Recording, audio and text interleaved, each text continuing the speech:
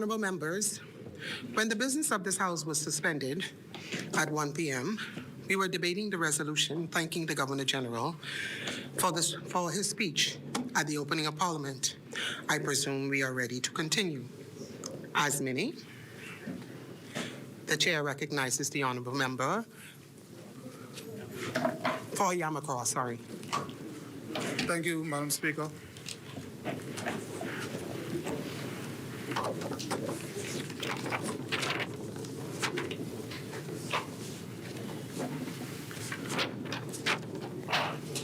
Madam Speaker, it is my privilege to rise today to make my inaugural contribution in this honorable House of Assembly as the Minister of State for Education, Technical and Vocational Training, and the Member of Parliament for Yamacraw.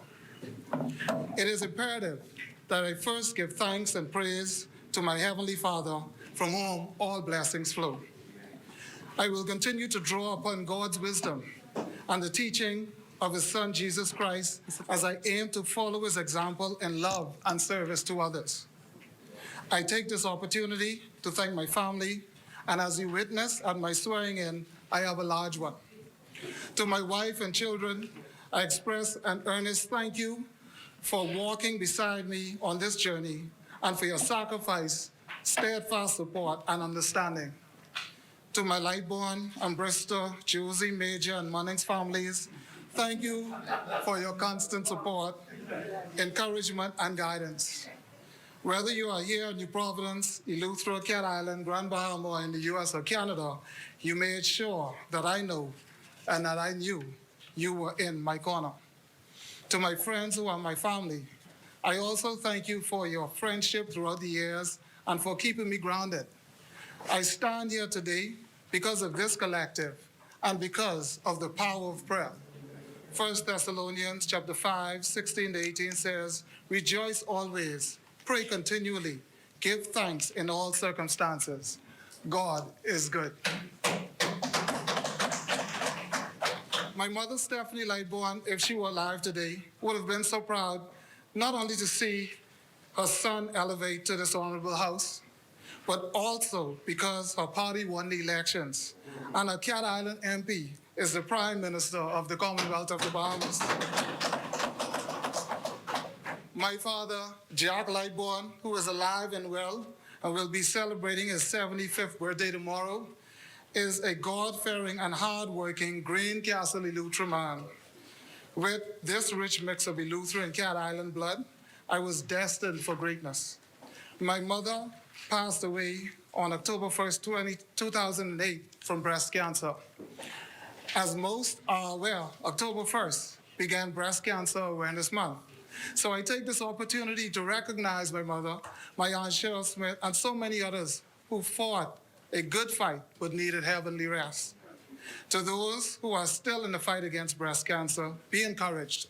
You have many pink warriors in your corner to support you.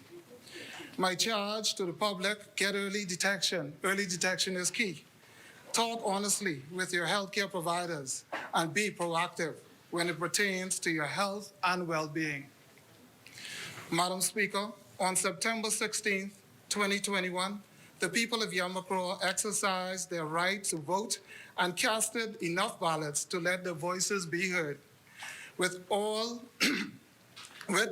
the mark of a pencil, they resounded clearly, saying, "Lightbourne, we choose you to represent us." To the constituents of Yamacraw, I heard you, loud and clear, and I thank you for your support. I am honored to bring your voices to this noble house and will continue to hear you and act on your behalf. Of course, I am aware that not everyone in the constituency voted for me. However, I am still thankful for all of those who exercised their right to vote in a time-honored process, and I look forward to fostering new relationships as we are one Yamacraw, and together, yes, we are still Yamacraw strong. My humble upbringing in Greencastle and Roxanne Eleuthera has taught me one thing on the campaign trail.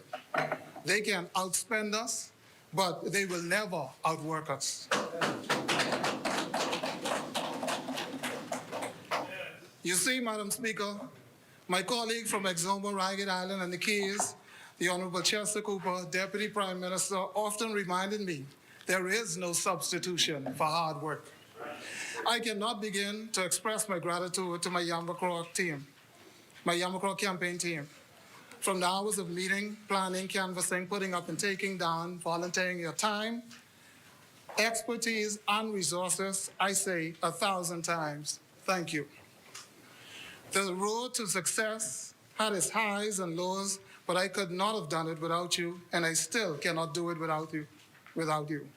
I am grateful for the opportunity to work with a team that fervently continues to collaborate for a greater good of the Yamacraw constituency.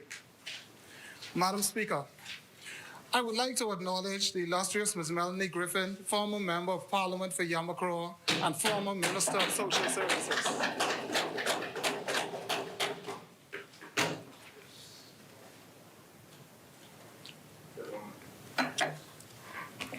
Although she has not represented in this House for over 4 years, the positive and progressive contributions that she made in the constituency and in this country are still remembered and referenced with admiration and respect. Her counsel and expertise continue to be a valuable and most welcome asset as I serve and represent the members of Yamacraw. Madam Speaker, September 16, 2021 also ushered in the dawn of a new day. Under the leadership of the Right Honorable Philip Edward Brave Davis, Prime Minister of the Commonwealth of the Bahamas, this administration is committed to recovering, rebuilding, and revolutionizing the Bahamas by implementing our progressive and comprehensive blueprint for change. I am humbled to be a servant leader in this honorable House, and I am indeed privileged for the confidence Prime Minister Davis has placed in my abilities to sit as a member of his cabinet, to help to improve the lives of our citizens, and to set a progressive path for generations to come. To my fellow colleagues, I simply say, together with integrity, accountability, and transparency, let us work with absolute intention to get the business, the people's business, not just done, but done well. Madam Speaker, I join my parliamentary colleagues in thanking the Governor General for his delivery of the speech from the throne. I listened with delight as his words gave hope and a guiding light to the way forward for our country. His speech not only indicated immediate plans for our new day government, but also medium and long-term plans to build a 21st century resilient Bahamas. I can appreciate the aspects of our blue, green, and orange economies. You see, Madam Speaker, even though I am a career educator, my college days also introduced me to nightlife and entertainment as I bartended to help support my way through college, and I also became a disc jockey. My zoo colleagues remember the good old days, which gave me deep appreciation for Bahamian arts and entertainment as a part of the orange economy. I am also reminded of the days when Eleuthera was a farming mecca, and this gives me a deep appreciation for the potential of the green economy. I have all confidence that my colleague, the Honourable Member for South and Central Eleuthera, Mr. Clay Sweeting, will bring sexy back to our farming industry with Eleuthera pineapples year-round and Bamsey with electricity. Madam Speaker, let me take this opportunity to express my deepest honor in working with my colleague, the Honourable Member for Angliston and Minister of Education, Technical and Vocational Training, Mrs. Glenna Hannah Martin.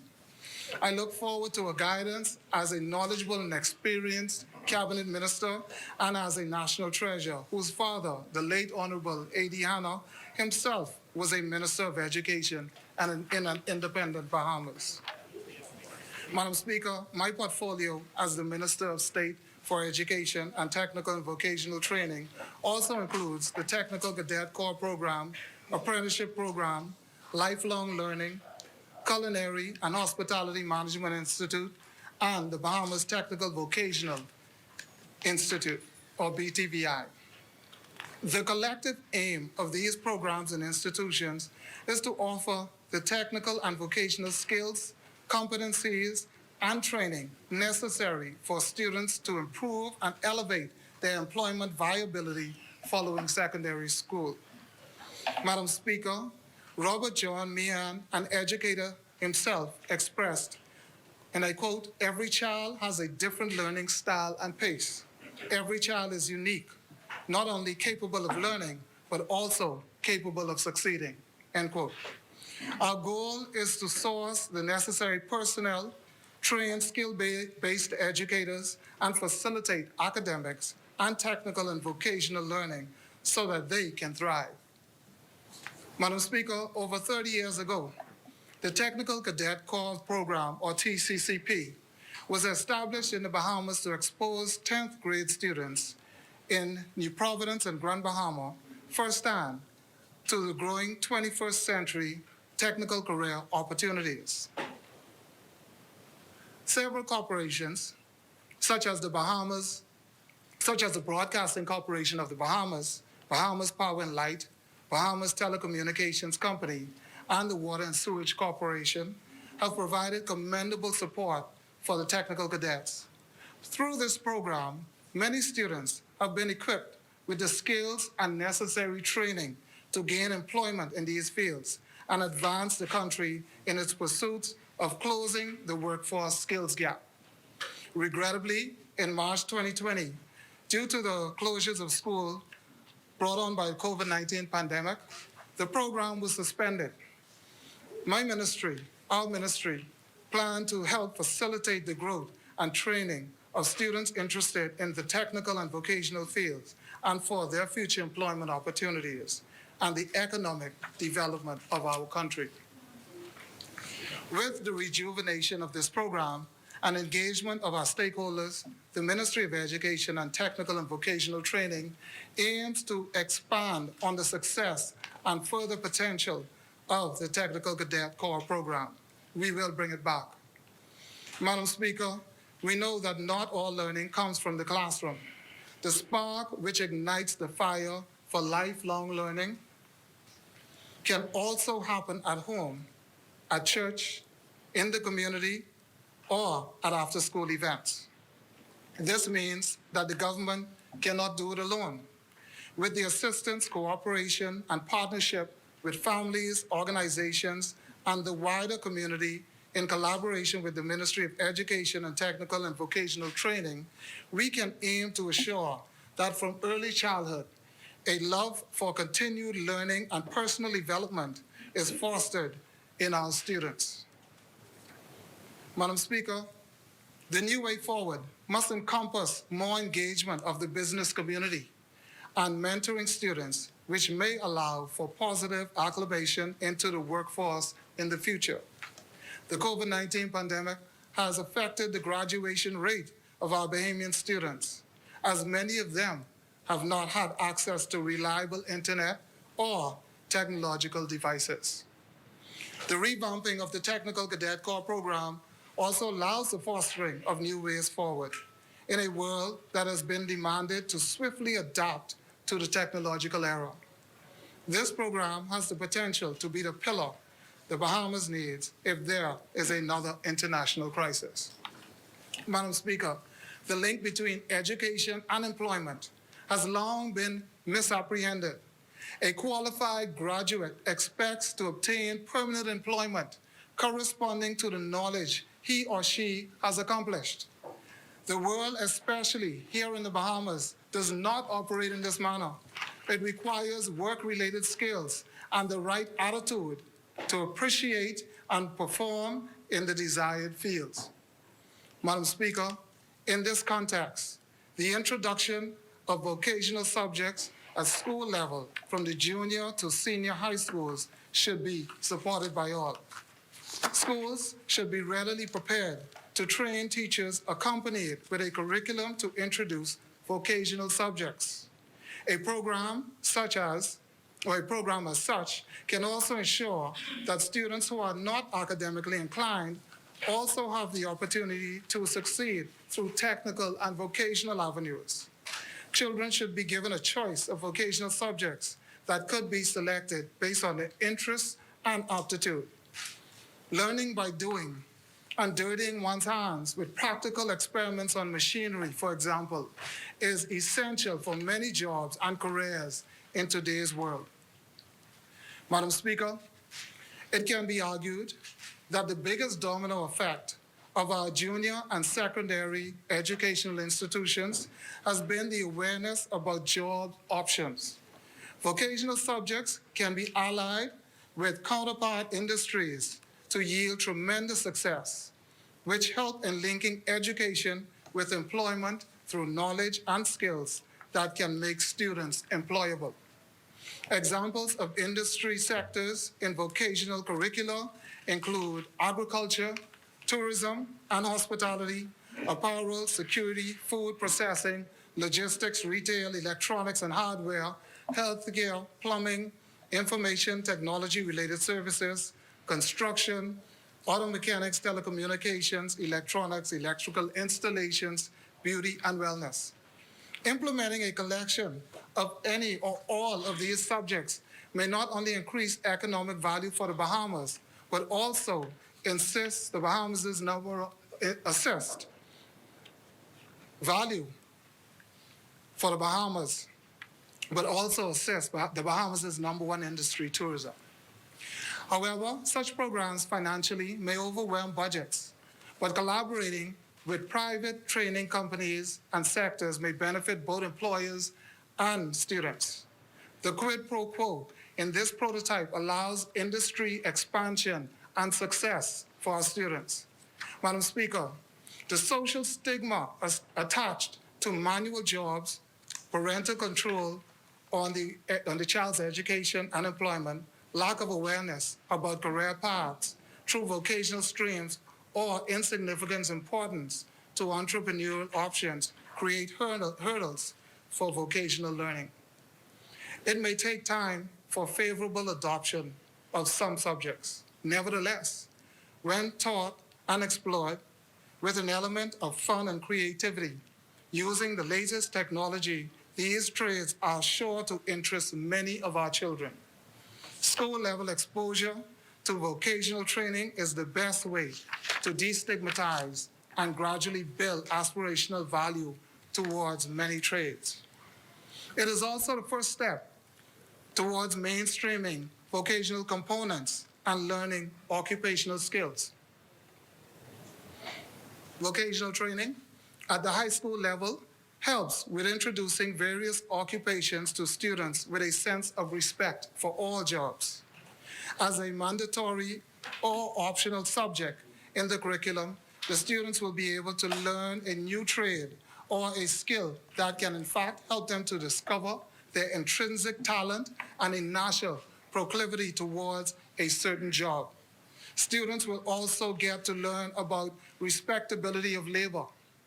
Madam Speaker, our current educational system, which includes secondary and tertiary educational institutions, heavily promote a single path concentrated on acquiring degrees and seeking employment. We need to create more options. We owe this to the future of our nation. This is imperative since the world of work is ever-changing at a fast pace, and many jobs may cease to exist as younger generations emerge onto the job market. Madam Speaker, apprenticeship programs help employers recruit and develop a highly skilled workforce that helps grow their business, improve productivity, profitability, and an employer's bottom line. If successfully implemented, the Bahamas on a larger scale, if successfully implemented in the Bahamas on a larger scale, it has the potential not only to assist Bahamians who have exited our secondary institutions, but also those who are about to exit into the working arena. A well-designed apprenticeship system has the potential to equally equip persons enrolled in the program with the necessary skills to help reduce the rate of youth and young adult unemployment in our country. Madam Speaker, in July of 2018, the Bahamas government, through the Ministry of Education, and the Ministry of Labor entered into an agreement with the Inter-American Development Bank, IDB, to implement a project entitled Skills for Current and Future Jobs. The project was divided into 3 components with an overall objective of contributing to the reduction of unemployment and increasing and improving access to quality jobs. The key initiative was to establish an apprenticeship program and sector skills council to increase the profitability of gainful employment. The apprenticeship program was aimed at the unemployed and individuals seeking a trade between the years of 16 and 40.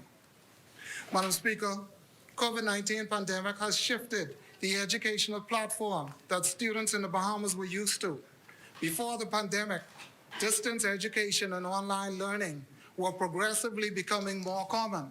However, the pandemic made this platform mandatory, and in many countries where this would have been not the standard. The Bahamas was not entirely prepared for this, and many homes were not equipped with the necessary devices, neither stable nor consistent internet. Several countries have successfully brought distance online concept into their apprenticeship programs. Through mirroring this model of instruction, it can possibly allow our students in the Bahamas to become more knowledgeable in their fields of study and proficient in their modern technology, including related applications. Madam Speaker, as we continue to collect data from the past 2 academic school years, research has shown so far that a significant number of students within the government sector were unable to achieve their national high school diploma.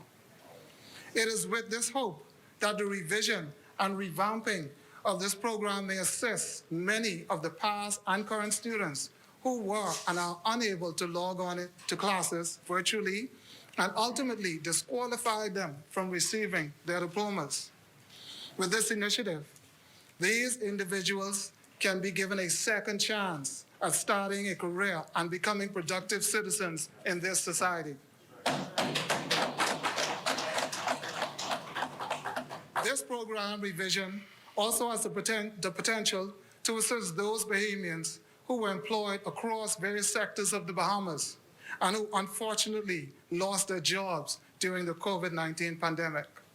The revised apprenticeship program will allow Bahamians to now change career paths.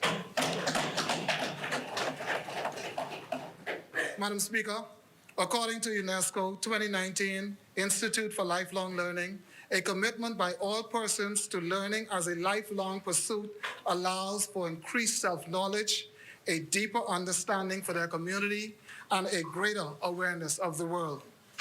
Engaging in lifelong learning opens the way for the acquisition of new knowledge and new skills that can serve the needs of the individual and a changing society. By providing teacher training, safe learning environments, continuing to develop our resources, revising curricula and the instruction delivery of content, among other initiatives, this ministry is committed to cultivating spaces where lasting learning and the pursuit of knowledge can occur. Madam Speaker, the continuing education and lifelong learning programs in the Bahamas have assisted many individuals. However, there is a great amount of people who can benefit.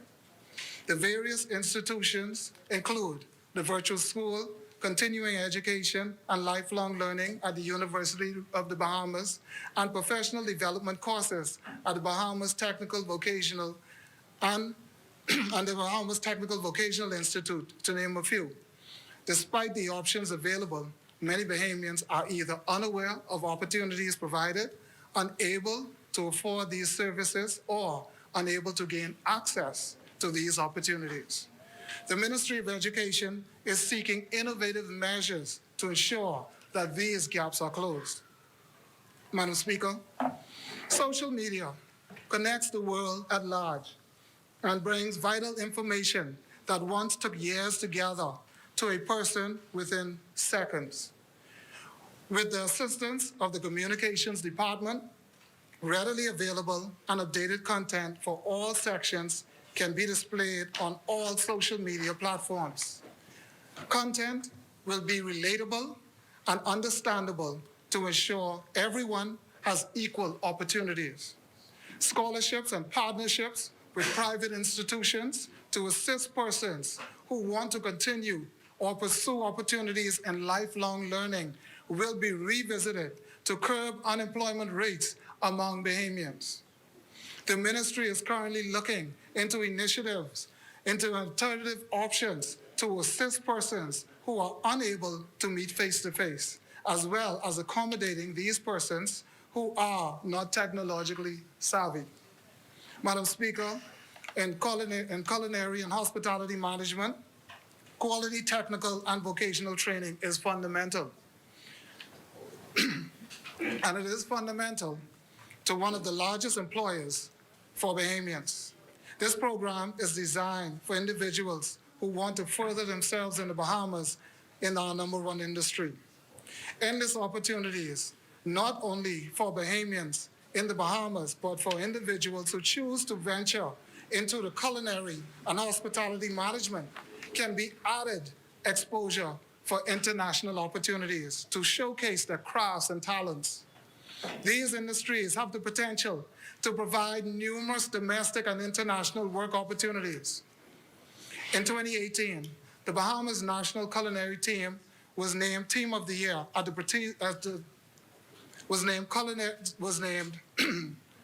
Madam Speaker, in 2018, the Bahamas National Culinary Team was named Team of the Year at the prestigious Taste of the Caribbean competition.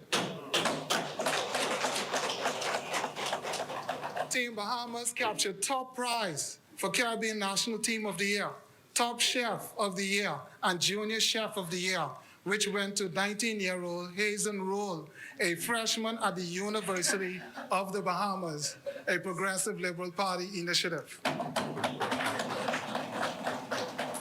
In 2019, the Bahamas National Culinary Team again participated in the Taste of the Caribbean competition and received silver medals. For a small island nation, we have gained renowned acclamation on the world stage in culinary and hospitality arenas. The Ministry of Education, Technical and Vocational Training is committed to working with our stakeholders to make programs available which enhance the innovation and creativity of our young Bahamians. Madam Speaker, making a transition to the world of work is not as easy as completing a graduation program and seeking a job. It requires many efforts in exposing students to various occupations, technical skills, and life skills that are needed in becoming employable. The days when certain jobs were viewed as less than, or persons stigmatized because of their more hands-on career options, swiftly fleeting. More people are now giving regard to technical and vocational careers and acknowledging that the people that choose these careers are skilled, capable, and necessary to the overall success of a progressive society. They also now realize how much money can be made in these careers. It is the belief of this administration that early school level exposure to technical and vocational training will help to boost the acceptance of many towards the trades, industry, and generate a sense of respect for all types of jobs. Madam Speaker, one of the lessons that 2020 has taught us is that the world of work and the way work can be performed is ever-changing. We need to ensure that our current educational system is indeed set up to sustain the future of our nation.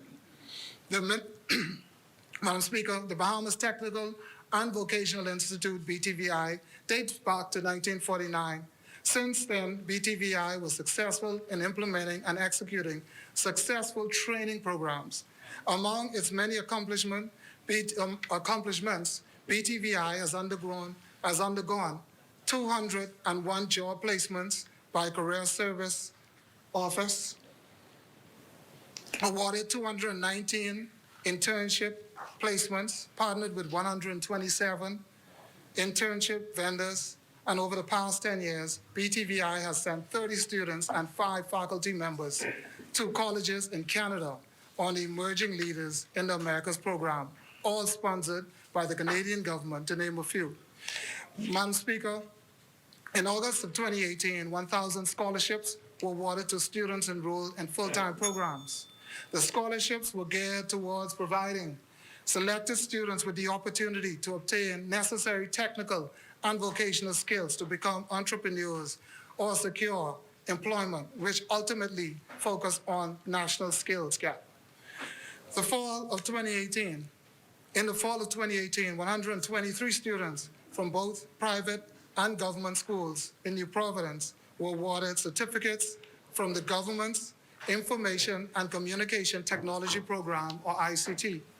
This program afforded the students the opportunity to gain hands-on training, college credits, and international certification through BTVI. Madam Speaker, 20 new Grand Bahama Shipyard apprentices joined BTVI to participate in courses that will assist them in future endeavors. The shipyard began its partnership with BTVI in 1994 to potentially lower the expatriate workforce at the shipyard. Madam Speaker, we are an oral people. We are people who enjoy being in the company of others. This is why face-to-face instruction is the preferred mode of instructional delivery and interaction for so many educators and students. By working in close partnership with the Ministry of Health and Wellness and the Ministry of Works, we will ensure that our school facilities are safe to open. Madam Speaker, I am an educator by profession, and it's fitting that education remains the avenue through which I continue to serve and help develop my country. As I reflect on the career that I entered so many years ago, I note the changes, concerns, and challenges of my former colleagues. I note their frustration with the fully online teaching and learning process, and I am committed to getting our students back into school, solving their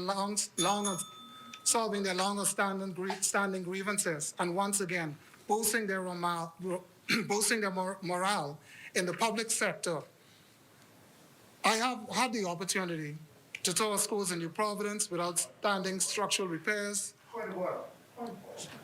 The chair recognizes Central Grand Bahama.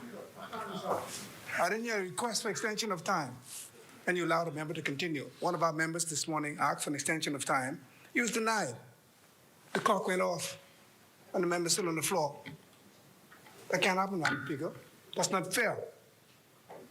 There's no request made, and there's no permission given. Why is he continuing? Are we going to get the same privilege moving forward? Honorable member for Central Grand Bahama.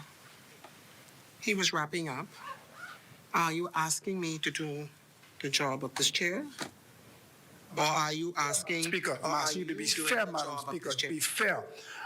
A member asked for permission. The clock went off. You say you get no additional time. If the clock went off, there's no request made for an extension of time. Or discretion, okay, that's fine. Oh, so the government have his way. But the opposition will have to say, no, it's not fair. It is not Central fair. Bahama. So the discretion today was to deny Long Island from speaking. And you're allowing Yamakor to carry on. It is Central Grand wrong. Bahama. Should I stand? You're in charge of the House, Madam Speaker. Well, You're thank in charge you. of the House. Thank you. That would be fair. Are you telling me how to do my job at the chair? If it's along the line of being fair, yes, be fair. To all of us. You are telling me how to do the job of the chair? You are telling me how to do the job of the chair? Follow the rules. That'd be fair. Central, be very careful. You are offending the chair. You are?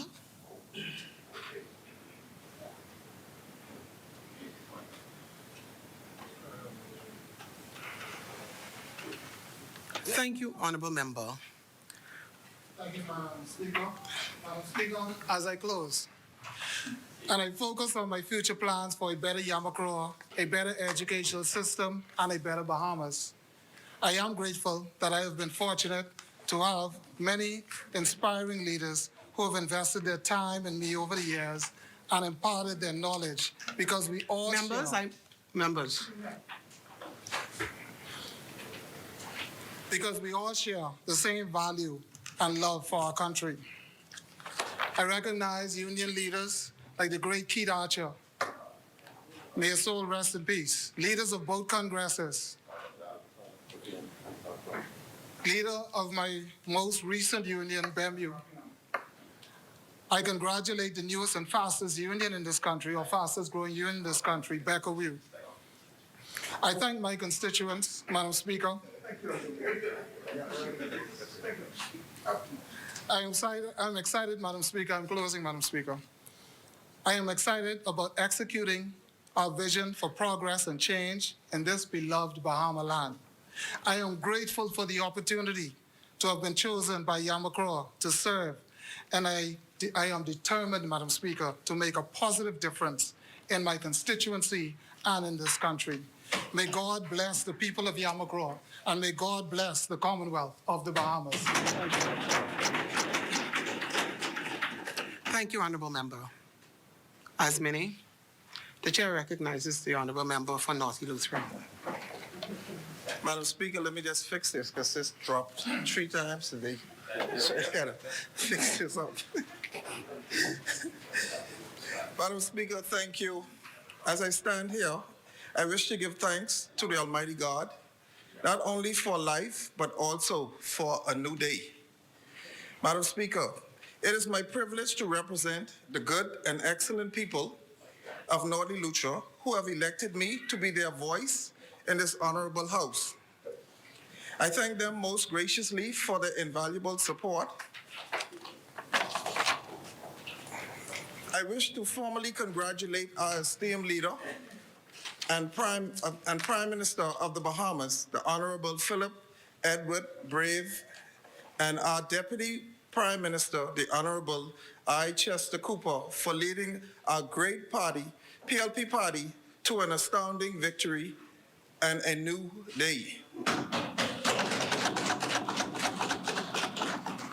On behalf of North Eleuthera, we also wish to extend thanks to His Excellency, the Governor General Sir Cornelius Smith, Jr., for delivering of his speech from the throne. Madam Speaker, I extend thanks to my parliamentary colleagues for reposing their confidence in me to be your able deputy. I assure you, Madam, that I share your desire to uphold the sacred traditions of this most honorable House. Madam Speaker, our Prime Minister and this New Day administration has effectively hit the road running from day one. In this regard, I am honored to accept the appointment as Chairman of the Water and Sewage Corporation.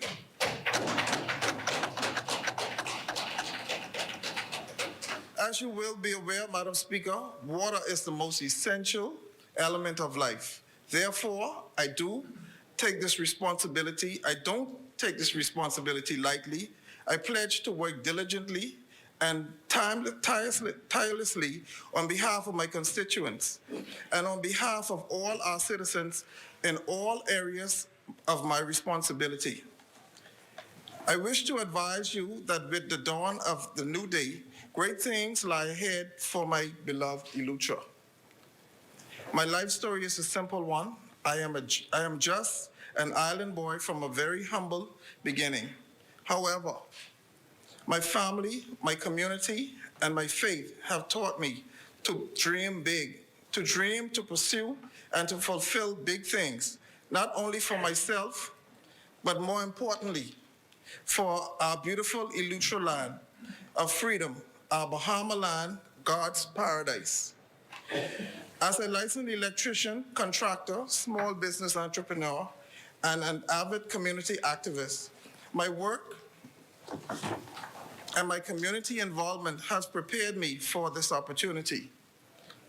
From the northern settlements of the mainland to the neighboring islands of Current Island, Spanish Wells, and Harbor Island, I am knowledgeable of the issues of my constituents.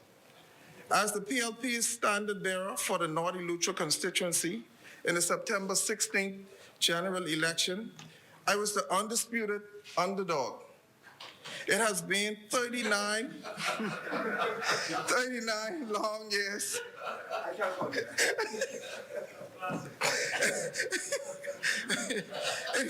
It has been 39 long years since the PLP represented this constituency.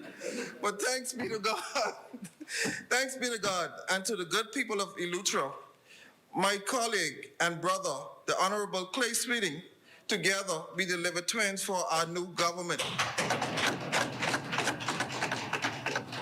Madam Speaker, with less than 2 months in office, the feelings is still surreal, but there is much work to be done. And I'm quickly adjusting and acquainting myself with the task ahead. Madam Speaker, parliamentarian, colleagues, and my fellow Bahamians, it has been a long time coming that felt even longer as we not only endured the harsh realities of the COVID pandemic, but also the oppressive heavy-handedness of emergency orders from you know who. but oh, thank God for a new day. I am reminded that old great time gospel song by the Edwin Hawkins singers, oh happy day, when my Jesus washed my sins away. Oh happy day, the F&Ms are gone. Madam Speaker, in my humble opinion, even the skies rejoiced on September the 16th, 2021, as showers of blessings rained down from the heavens that night and washed away the tracks the menace-led administration. The next morning, the bright sunshine ushered in a new day. Oh, happy day. I pray that we will never forget the true vision of our great party and our campaign slogan, a new day. Having declared that it is indeed a new day, we must let our actions speak and our words must be our bond. We must raise the bar of our conduct and honor individually and collectively if we are truly to be regarded as honorable gentlemen and ladies in this House. The speech from the throne articulated many new initiatives, new goals, new ideas, with an audience filled with many new faces, including myself. It particularly spoke about a new day with all Bahamians. It is now our collective responsibility to positively impact the lives of our citizens and to make a positive difference. Madam Speaker, as the Member of Parliament for the North Eleuthera constituency, my highest priority is to serve the constituents through dedicated and effective representation with God's help and the help of our hard-working team. I'm confident that North Eleuthera will be the tourism, agriculture, fisheries, historical, cultural mecca that has the potential to be. With less than 2 months in office, new things have already begun to take root in North Eleuthera. New initiatives have begun and several business ventures have been proposed. There is growing evidence of confidence and support by private investors. Madam Speaker, Rome was not built in a day. In a very popular adage, but I prefer to say, do not put off for tomorrow what you can do today. It is my belief that North Eleuthera will see greater change and transformation in the near future. I have had the esteemed privilege to tour the medical pavilion of the Bahamas, who is under the direction of a fellow Eleutherian, of whom I am proud of, Dr. Conville Brown. After such informative and impactful meeting, business ventures that will be formed in the near future that will benefit the locals and all Bahamians. I am sure the new Minister of Health and Wellness, along with the Minister of Works, will be more than accommodating in this venture. A medical center that will offer special services such as dialysis machines and patients for patients who cannot afford to travel to Nassau, to the capital for treatment. Let us not get blindsided by the lights, cameras, pomp and pageantry, or the suits and the boots. We must do what is required of us to push those who have been downtrodden and oppressed for so long. As I take my seat, I leave you with this scripture that has always stuck with me. Isaiah 40, verses 31 says, "For those who hope in the Lord will renew their strength. They will soar on wings like eagles. They will run and not grow weary. They will walk and not be faint." Madam Speaker, thank you. Once again, Naughty Lucha rests. Thank you, Honorable Member. As many.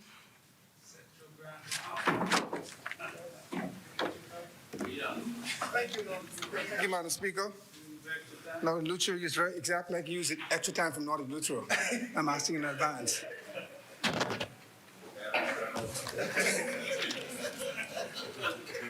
We have to be fair.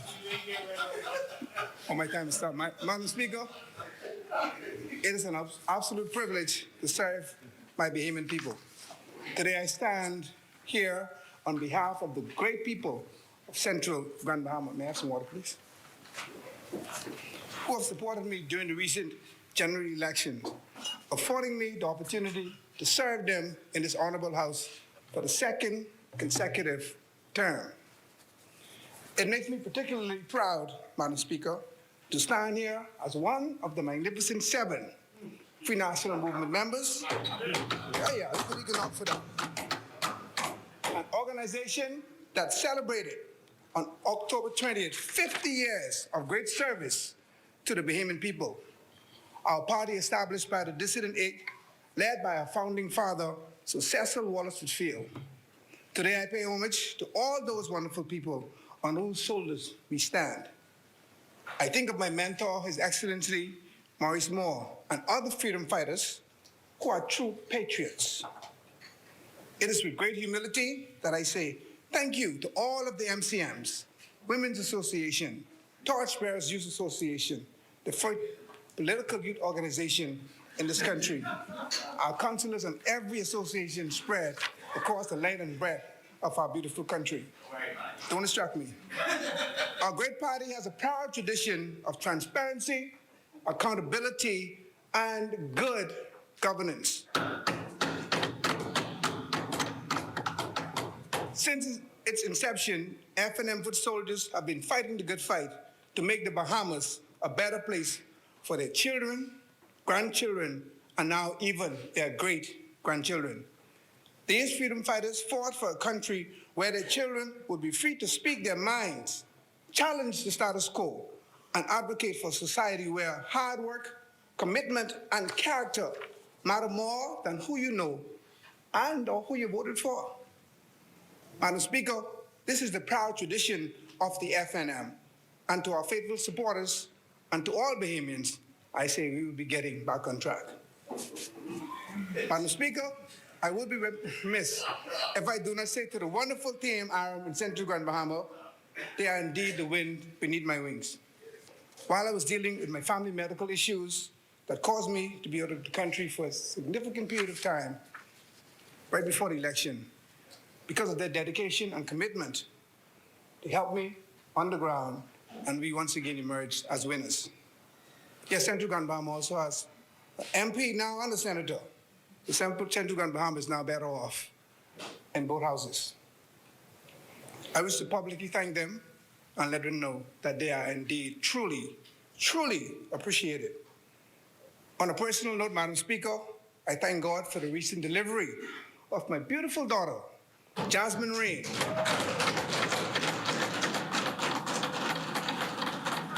And to my lovely wife, thank you. Yes, your family. For our labor of love. Good cousin.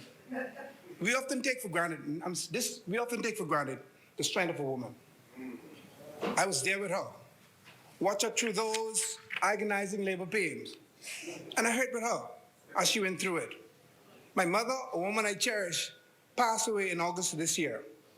And yes, my daughter also carries her name. I watched my wife go through labor pain for the first time.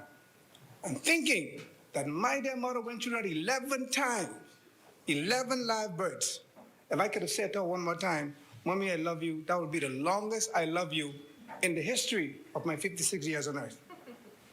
Thank you, Mom, for your love. And I know you're in heaven praying with the saints for me at this moment. I'd like to say something to the women in our society, Madam Speaker. I love and appreciate you all. Too often you are taken for granted. You emphasize this is one. I ask that God continue to bless you, as you are the threads that keep our society together. You are indeed the strength of our nation. Madam Speaker, I would like to offer condolences to those bereaved families, especially Ms. Lily Mae Campbell of Central Grand Bahama on the passing of her husband, Tony, a few days ago, who will be laid to rest on Saturday, along with my family, who buried 4 cousins on Saturday past. I would like to extend sincere condolences to Pamela Miller of Fort Charlotte on the passing this morning of her mother. I pray for God's peace and comfort, and may their souls rest in peace and rise in glory. I say congratulations to Pastor Michael Pinder as he celebrates his pastoral anniversary at Upper Zion Baptist Church in Pinder's Point this coming Sunday. Madam Speaker, excuse me. I entered these hallowed halls for the first time in 2017. I listened to all contributions, whether from side opposite was over here, we was over there, or from the governing side. I listened to the most senior members, those who had been here before me, who was able to guide me. One of those people, Madam Speaker, was passionate on the floor, always tenacious, and the only woman representing the opposition, and she represented well. Come on now. Talking with you. I understand. One of her favorite statements was, and correct me if I'm wrong, people don't always listen to what you say, they watch what you do. They don't hear what you say, they watch what you do. In other words, action speaks louder than words. Anderson, thank you for those wonderful words. Those have been my watchwords and a phrase I've been using and trying to live by in my political and private life. As Anderson, you often say it in this parliament, people don't listen to what you say, they watch what you do. And I use those words to guide my life. Madam Speaker, it has been under 2 months since the supposedly New Day government has been at the helm, and already it has turned into the same old nightmare. They have used this tactic in the past. They got elected on empty promises that they have changed and are going to do better than last time. But in the end, they are who they are, and they do what they always do. One of their campaign promises was the reduction in VAT. Taking VAT on staple items from 0 to 10% is the exact opposite of what you promised. There's no way to justify that, Madam Speaker. The grassroots, the marginalized, the downtrodden were the only ones who mainly benefited from the VAT-free aisles in the food store. Bread basket items were VAT-free to those mostly in need in our country. It helped families, those living on minimum wages, and single parents, single mothers that we spoke about this morning, single struggling mothers trying to make ends meet. We, the Free National Movement, recognized that people were hurting. VAT removal was to assist Uncle Joe and Auntie Lottie and Cousin Mabel and whomever else as they tried to stretch their food vouchers. Have you thought about the single mothers, the unemployed, all those who are trying to make ends meet? Basic items in many households, bread, corned beef, and the member for Cat Island had a corned beef here on the podium for 4.5 years. Cream, basic groceries were at 0%. You've now added 10%. 10% to that. Instead of helping the people, Madam Speaker, they are now being punished for voting for this new day. This is supposed to be a new day with a reduction of VAT. Shame on you. People do not listen to what you say. They watch what you do. It's only a matter of time. Madam Speaker, critical medical supplies are also being taxed at 10%. 10% on supplies that many in our society needs for hypertension, heart disease, diabetes, and other chronic illnesses we suffer from. Anyone could have gone to the pharmacy and get their medication. Now the Minister of Economic Affairs is saying these medications can be purchased through the government services. What about those who are not on the plan? Have we considered that? Have we thought about them? What is going to bring them relief? This policy makes life-saving medication that are already expensive more difficult for everyday people to afford. Thank you, Anderson, for reminding me. People hear what you say, but they watch what you do. Pray that you do the right thing. Let's not forget, Madam Speaker, it was Golden Isles, and I don't see him in here today. Yeah, it was Golden Isles, who sat at the time with the governing party. He objected strongly to the increase in VAT when we raised it from 7.5% to 12%. Oh, he protested big time. He talked about those who were marginalized, those who were downtrodden, and those who were underprivileged, as well as Pine Ridge, who's sitting in a hot seat. Pine Ridge did the same thing. Yes, Pine Ridge is sitting in a very hot seat, and I hope you would do the same thing with Pine Ridge did. He objected to and voted against the VAT increase by 4.5%. He objected so strongly that he crossed the floor in this very same parliament and joined the Progressive Liberal Party. Golden Isles and joined the PLP? No, listen to what I say. In this instance, don't watch what I do. Hear what I say. Golden Isles crossed the floor and joined the Progressive Liberal Party.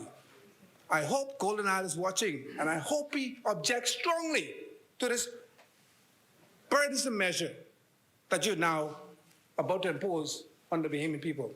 We are watching because it's now this government that has added 10% duty to many on so many necessities.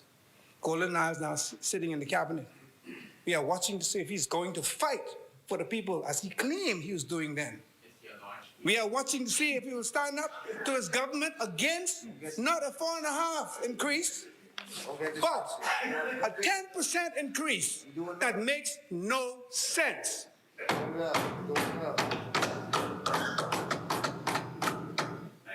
And that's what you're doing. You're punishing people for voting for a new day. They are punishing them by putting more VAT on their backs. Absolutely, you can go wherever you want to go. Remember, people hear what you say, but they watch what you do. Action speaks louder than words. In fact, Madam Speaker, we will be watching all who claim to be champions for the underprivileged in our country to see whether they object to the stranglehold this government is putting on the poor. And, as I read the papers, I'm so disheartened by these articles. One in the Guardian this morning, burdening those most in need with VAT on breadbasket items. Yes, I'm prepared to table if necessary. Burdening those most in need with VAT on breadbasket items. I'm not the only one saying this. Others around the country are saying the same thing. It's a burden. Why are we doing this? VAT to be added on exempt medicines. How could we, in all good conscience, do this? How? Insurers, they warn that VAT reversal is totally asinine. I didn't say it. They're saying, and they're agreeing with the fact that what you're doing, I can't use the word, that'll be unparliamentary. It's totally wrong. Step like this will make an already unbearable situation worse. I'm hoping that their conscience will not allow them to vote in favor of this 10% increase on bread, basket, island, and medical supplies. Remember, my good people, Golden Isles. Remember Seabreeze. Remember Pine Ridge. Remember Breen and Grantstown. Remember all of those who represent the downtrodden. When the time comes, remember, people, they listen to what you say, but they're going to watch, more importantly, what you do. Now, Yesterday, 2 days ago in this chamber, I sat and I listened to Freetown mention community centers in hotspot areas. Freetown mentioned 3 community centers: Fox Hill, Town, and Edmund Moxie Center on Blue Hill Road. Y'all remember that? Those 3 centers. I asked, what about the community center in the hotspot area of Yellow Elder Garden? His response was, when I paraphrase, Yellow Elder Garden is in Mount Moriah, and the then Minister of National Security somehow, and this is so unfair, somehow moved Yellow Elder Garden up the ladder as an area in need of a community center. And if I'm not mistaken, Madam Speaker, colleagues in here, Yellow Elder Gardens at that point was rated as the #2 crime hotspot area in the country. It was an area listed for serious crime. It was a high crime area. It was therefore justifiable. Yellow Elder Garden, listen to me, it was justifiable to put that community center there. It was a hotspot area. Let me also add that area was not selected because the member of parliament represented. Oh, point of order? Yes. What is your point? Have a seat and you'll hear it. No, you don't direct off. Honorable member, honorable member. Madam Speaker. While I agree, yes, yes. Madam Speaker. Honorable member, honorable member, honorable members, honorable members. Oh, Lord. You're trying my patience today. Mine has been tried all week, too. I will hear the point of order. Madam Speaker, far be it for me to seek to do your job, but since this is Millennium, the member for Central Grand Bahama, second time here, he ought to know that when you recognize one member, the member on his feet sits. So, Madam Speaker, the point of order is simply this. The member purported to paraphrase me. If he is doing that, he ought to, as I say, check all of the boxes for paraphrasing. He ought not, if he's going to attempt to quote from how something got selected. I would challenge him to produce the rating of these areas and the actual material from the Ministry of National Security where the selection was made. Talk is not only something simple, it's cheap and it's very easy to do. The reality is that he ought to speak exactly what is said if he's going to seek to then falsify it. That is what good gentlemen do. Thank you. Thank you very much for allowing me to rest my leg for a minute. Thank you very much. You use the words falsify. There's not one ounce of lie that I said in my presentation. So there's no falsification of what I said. I spoke to facts. And I did request the handset, and the clerk of the House was not able to produce it for me. And when the handset is produced, I will, of course, table exactly what you said. But I got a clear understanding that the member, who's the Minister of National Security, moved Yellow Elder Garden up the totem pole or up the ladder and put or have this community center designed for Yellow Elder Garden. That is totally wrong. That was a hot spot. There's a need for that center in Yellow Elder Garden. Yes, I agree. Camp Road is also a hot spot in Freetown. That's your constituency. And what I suggest the minister could have done was leave the community center in Yellow Elder Garden and ask for a 5th one in Camp Road. Don't take from there. Let that one go ahead. Allow that project to be built. It was needed. Ask for a 5th one in Camp Road, another one in Bainstown. We need one part in 8 Mile Rock too. In South Beach, Quarry Mission Road, Rock Crusher. Ask for more.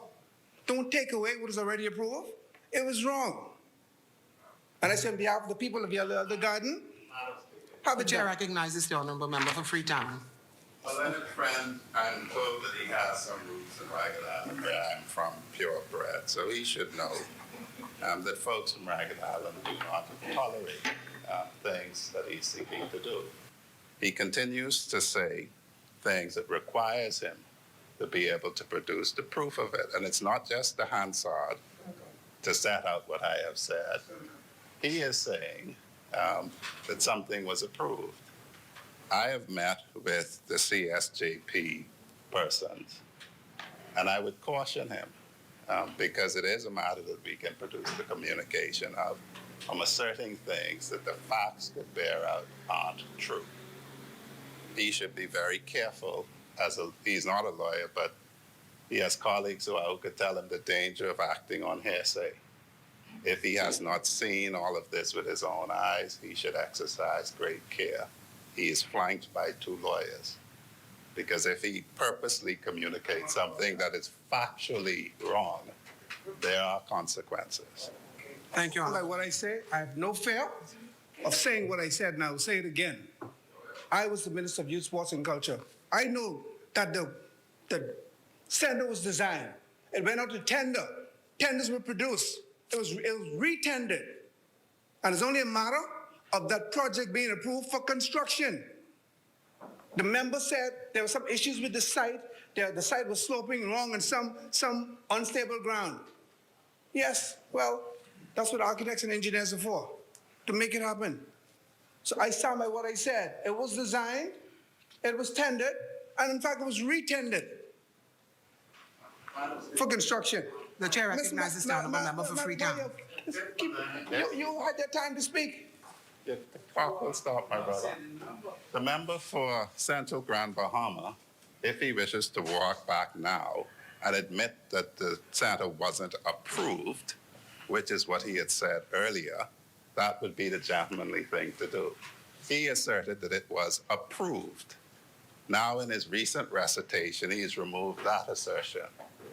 And if in fact his assertion is that it was tendered but was not approved, I would have no issue with him. Thank you. Profession. Honorable Member. I'm an architect. It was tendered and re-tendered, so it was approved to be tendered. You approve the project first as being built, and you go out for tenders. You seek bid, and you analyze your bid, and you go with the best option, not necessarily the lowest or the highest, but the best options. It was approved for construction, and it was being tendered. It was not approved. No construction company was assigned the project. Is that what you're saying? But it was approved and tendered twice. And I have fact. That's right. It wasn't tendered, it wasn't approved. It wasn't approved, they can tender it. I'm saying, don't rob Peter, the member of parliament from Monroe, to pay Paul.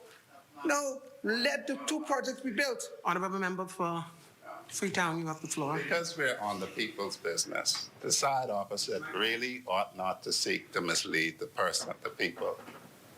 I think if he were Minister of Sport, he would know the protocols for IDB lending. I do not think that they are sufficiently uninformed to know. And when he previously said it was re-tendered and withdrew approved, he should know exactly what comes after that point. For his edification, I can help him that the current member for Mount Moriah has come up with an ingenious way to get a community center for Yellow Elder that ticks all of the boxes, and the side opposite will shortly see how that is properly done. Thank you, Honorable Member. Area where it's really needed, because it was really needed. And I stand by what I said, it was approved. Untendered and re-tendered. Over the last few weeks, yes, crime has been out of control, and oftentimes we hear the Deputy Prime Minister talk about, let's go and find out these shovel-ready projects. Let's get shovel-ready projects. They're ready to go. Let's do it now. That was a shovel-ready project pretty much. And you're going to scratch that and start over with this ingenious way that a now member of, take weeks to design or months to design and tender. It was shovel-ready. Let's run with it. Get it done. I know it was there. It should have been done. Should not have been pushed aside. And Mr. Speaker, Madam Speaker, sorry, during his contribution, during the leader of the opposition's contribution, the Minister of Health interrupted him, stating that the Minister's administration did nothing for health care in our term in the Family Islands. We didn't do anything in the fight against COVID-19 in the Family Island. That is untrue, and he should have known better. As I recall, clinics were built in Harbor Island. Renovation was done at the clinic in Cooperstown or Family Islands. Moores Island, foundation was put down for clinic in the can, a new concept in the fight against COVID-19 and other health issues. Spanish Wells, clinic completely renovated. And in fact, the contractor still owes some money, so hopefully the Minister of Health can ensure that he's paid in short order. Marsh Harbor, the nurses, dormitories, and residents, totally refurbished for occupancy. So for the Minister of Health and Wellness standing here and say we did nothing for healthcare in the Family Island is totally disingenuous. And he's Chair not here today, but I recognizes wish he was here the member to for take those, Central and South Africa. took those remarks back. Point of order, sorry. Yeah, point of order on Moore's Island Clinic in the can. I just want to make it clear what exactly that the gentleman is referring to, Honorable from Central Grand Bahama. It's basically the size of that sitting area back there between those railings for 700 plus individuals. Just to put light on what a clinic in the can is, and it's only a foundation. But thank you much. Thank you, Honorable Member. Reinforcing what I said. Thank you very much for reinforcing what I said. We did take steps towards healthcare in the Family Islands.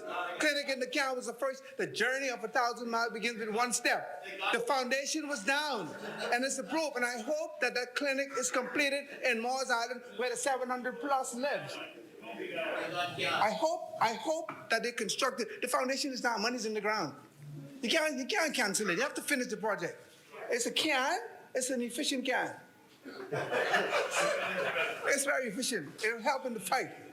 Yes. So Moores Island, I pray Moores Island that you will get it. I missed that. No. Talk something totally different. You know about that. You know about it. You grew up in West End. You understand. As I recall, even in West Grand Bahama, clinic was completed and open. In West Grand Bahama, we did some renovations to the clinic in West Grand Bahama. The chair recognizes the air Honorable conditioning Member system for was West. down. Renovation was done to West Grand Bahama. Wants to talk about renovations being completed by the Free National in West Grand Bahama. In West End, Grand Bahama, the clinic was completed before they took office. They opened the clinic. I attended the opening 1 month after they secured victory. Wow. That was completed by the Progressive Liberal Party. So work was done over the last 4.5 years. Renovation was done. I was a part of a team that went and did the engineering firm that did some scoping. No, work was done on those clinics. So to say that nothing was done is an untruth. I can't say lie in here because lie is unparliamentary. I can't say the good member lied. It's an untruth. It was disingenuous. The member of Health said we did nothing in the Family Islands. Totally untrue. Oh, no, I was here and I heard everything. I didn't miss that. I don't think it was fair for that good member to come in here and mislead the House and say that we didn't do anything. And in fact, the good Minister of Works this morning, he referenced during his tour in Grand Bahama that he inspected healthcare facilities in East Grand Bahama. He said it on the floor this morning. The good member for Fort Charlotte, the Minister of Works. So what was he reviewing? If your Minister of Health said nothing was done, somebody's not speaking the truth. What did he say? And I'm here to support what he's saying. Work was done. No, work was done. Clinics were made, were completed. McLeanstown was totally renovated. Completely renovated and open. High Rock, nice clinic, big enough for the community of High Rock, Pelican Point, Freetown, and even Waterkey where I'm from. That was not a 700 clinic in the can, that was a real clinic. And Moores Island, sorry. Grand Key, work was done. So I don't want us to come in here and deliberately mislead this place. In closing, Madam Speaker, yes, in closing, and you'll probably be happy for me to sit down. As we prepare in earnest to getting back on track, getting our country back on track, I want to say a special thank you to the most honorable Dr. Hubert A. Minnis. Sir, you have fought a good and a fair fight. You've done well. You've done your best. I was privileged to have an opportunity to be led by you. Ah, yes. Uh-huh. What you want to do? You want to? I have an amen corner now? I'm proud. I'm Fred is so proud that you kept your word to come into this house, lead the charge. Don't run from your policy. Take your blows. Yeah, we know it's going to come from the opposition, like what came from the Ministry of Health, but make the blows fair. You decided to come in here and to answer the question, defend the policies, and I like that. I know that's how sports coming. Don't worry, that's going to come. I'm going to allow. See, I know protocol. I know protocol. The good minister will speak after me, so I'll allow him to speak about sports first. And if I need to stand up on points of order, I will do that. So that's my segue into sports. I learned from you. One of the best. I'm so proud, Dr. Minnis, to serve under you. In spite of what all they say, you're indeed a statesman. I'll never forget the lessons learned and the opportunities given. Madam Speaker, I am indeed disappointed. Understood. Even then, we understood the Bahamian people expected us to hold the government accountable, hold the government feet to the fire. We understand that we have to rebuild faith and trust in our great party. We understand that we have to get on with the connection of our people who supported us and have high expectations of the party of successful and the dissident age. I stand ready to serve, Madam Speaker. We are getting back on track to revitalize our communities and excite our youth, youth of this nation. Oh yeah, the party of Kendall G.L. Isaacs and J. Henry Bostwick. Madam Speaker, we are getting back on track, ready to do the heavy lifting as we seek to lift more Bahamians out of poverty, providing great opportunities all to this party of Tommy Turnquest and Hubert Ingram. Madam Speaker, we say thank you to President Leader once again, Hubert A. Minnis, and are getting back on track as we look to the future in this party. Madam Speaker, I say to all Bahamians who yearn for better Bahamas, who expect much of those offering to lead, those of you leading right now, to remember the fundamental principles of leading in a fair manner. You remember in 1992, when you moved that nightmare away, 25-year-old, when a new government was ushered in, an accountable government, government in the sunshine. You get back to those days. Madam Speaker, precious memories. What goes around comes around. You remember that. I want you to remember that. And I want you to remember my words. As was taught to me by Anglican. People hear what you say, but they watch what you do. Very powerful. Anderson, once again, thank you very much. Madam Speaker, I'm so happy that I didn't have to ask for extra time and be denied or not. And I would now like to donate 3 minutes of my time to whomever the next speaker is. May God continue to bless Central Grand Bahama. May God continue to bless the Bahamas. Central Grand Bahama, thanks to Governor General for the speech from the throne. Thank you, Honourable Member Asmini. The chair recognizes the Honourable Member for Garden Hills. Madam Speaker, it's with little reservation that as a man of faith, I give thanks to my Lord and Savior for delivering me safely to this honorable place. Aboarding with energy and vigor to serve the people of the Commonwealth of the Bahamas. I'm delighted to pay special respect to the Honorable Prime Minister for having the trust and confidence and naming me to his energetic cabinet. So too, I pay a tribute to the leadership of the Progressive Liberal Party for my nomination for this constituency.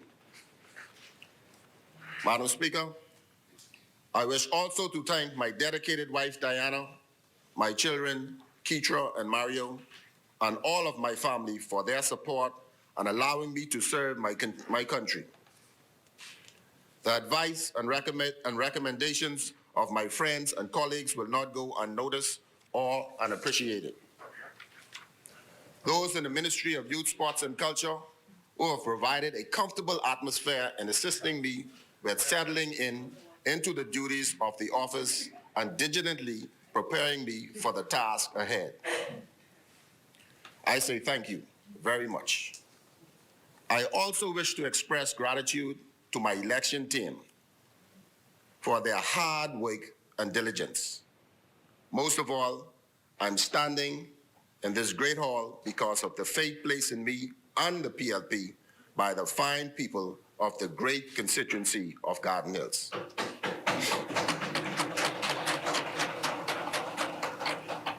Garden Hills, I'm eternally grateful to you. I promise you full, unrelenting representation. Madam Speaker, Garden Hills appreciate the delivery of the speech from the throne by the Governor General, Sir Cornelius A. Smith, as he outlined the plans of Her Majesty's government to Parliament and to the people of the Bahamas.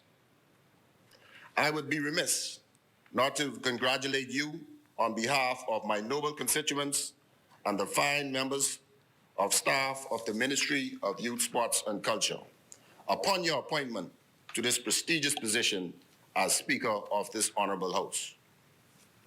We wish you the best in your stewardship. Madam Speaker, before commencing my address, I would like to bring condolences to the family and loved ones of one Delarice Roker and to all those within the constituency of Garden Hills who would have recently lost their loved ones. Madam Speaker, I'm deeply honored to lead a ministry that is diverse in three components, sensitized to the molding and development of a cross-section of the country with the intentions of impacting all the citizens of society. Madam Speaker, the role and significance of my ministry, I believe, has far too long been unappreciated, and it is my intent to change that perception. Since assuming my role, my immediate focus has been on assessing the conditions and working environment of the working team of the ministry. Additionally, my focus has been on conducting an assessment of the state of the multiple sporting facilities within the ministry's inventory. Madam Speaker, I am to report the results of the assessments were very concerning and highlighted the tremendous amount of financial and technical support which we will be needed to ensure that my ministry is appropriately prepared to meet the opportunities the government intends to deliver. Madam Speaker, I traveled to Grand Bahama, where I was accompanied by the Member of Parliament for Pine Ridge, where I met with my team there. They shared their concerns and, despite their current difficult working conditions, remain motivated and committed to continuing the work of the ministry.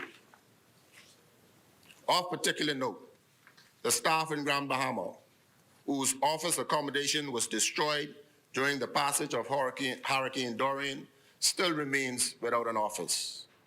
I repeat, are working in conditions that hampers the efficient and effective delivery of their service. The sporting facilities at the Grand Bahama Complex, along with the sporting properties of my ministries in Nassau, that is the South Beach Pools, the Blue Hill Sporting Complex, the Kendall Isaac Gymnasium, the Betty Kelly Kenning Swimming Complex, and the Thomas A. Robinson National Track and Field Stadium, all require much attention.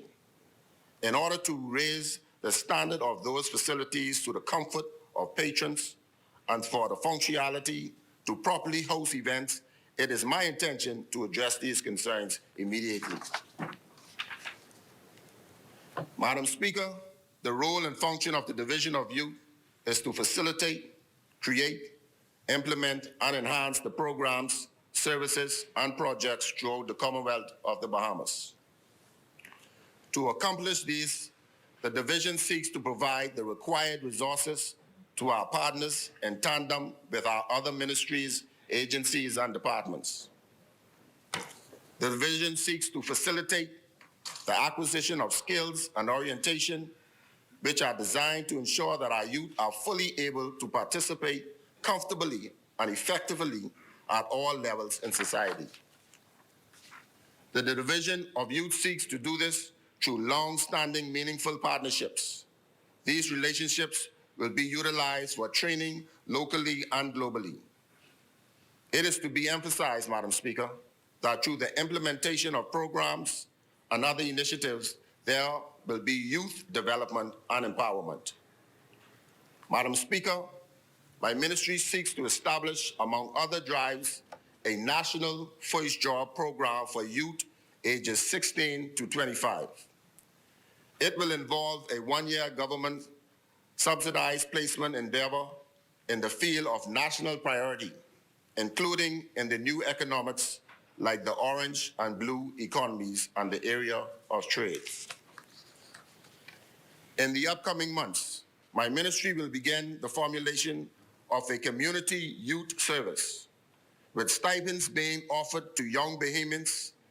The participants will be asked to provide service to NGOs and community groups with the intent of building a bridge between schools and the job market.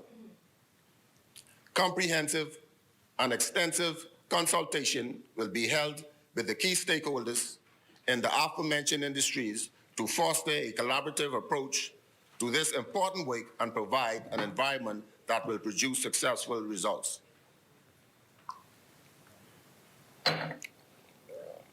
Additionally, Madam Speaker, the ministry will establish a National Youth Guard for young people to receive technical training.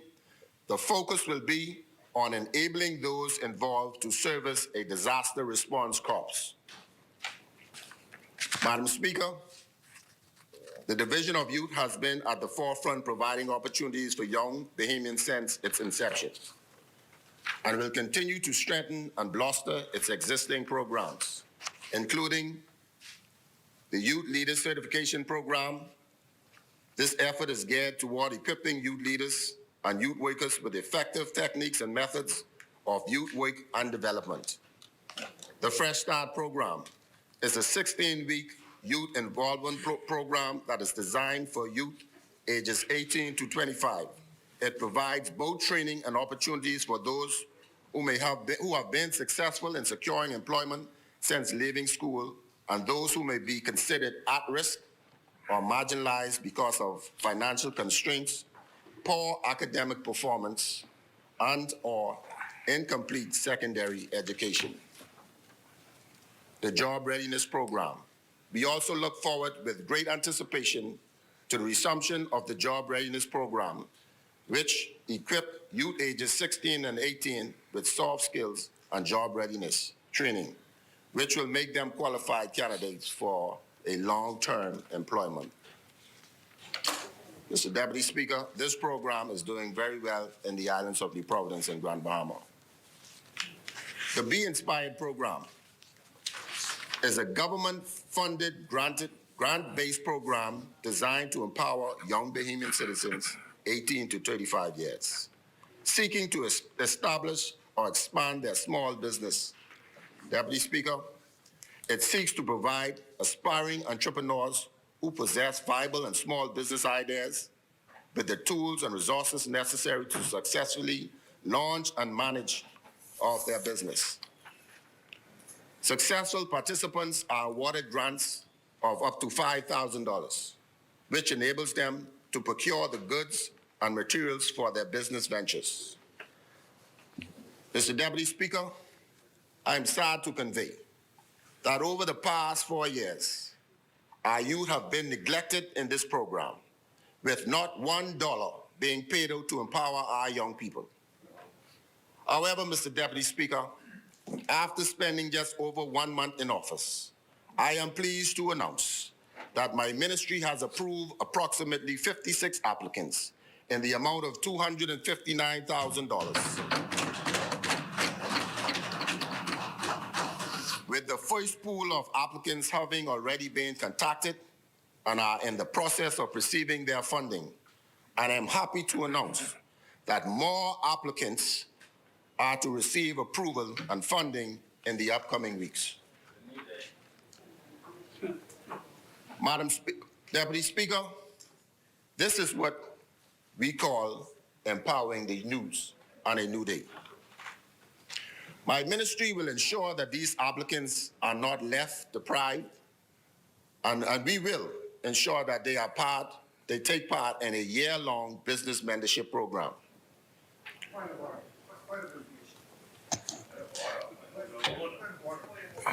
Honourable member for Central and Grand Bahama. I'm hearing the minister talk about issuing the contracts and empowering these youth. We had those programs organized, ready to go. We were guided by the COVID-19 protocols, and we could not issue them, so we did try. Yes, I'm glad that it's now you're carrying it on, but those programs were approved, and the businesses refused to hire the youth because of the danger of COVID-19. So I want you to understand that we made efforts to have it done, and I applaud you for carrying on the program. Honourable member for Garden Hills. Yeah, the member of Central Grand Bahama, I don't know what program. We're talking about the Be Inspired program. There was no contract. The young people came to the ministry. They had a viable business plan. You guys sit on it. I approve it. That's it. We did not sit on it.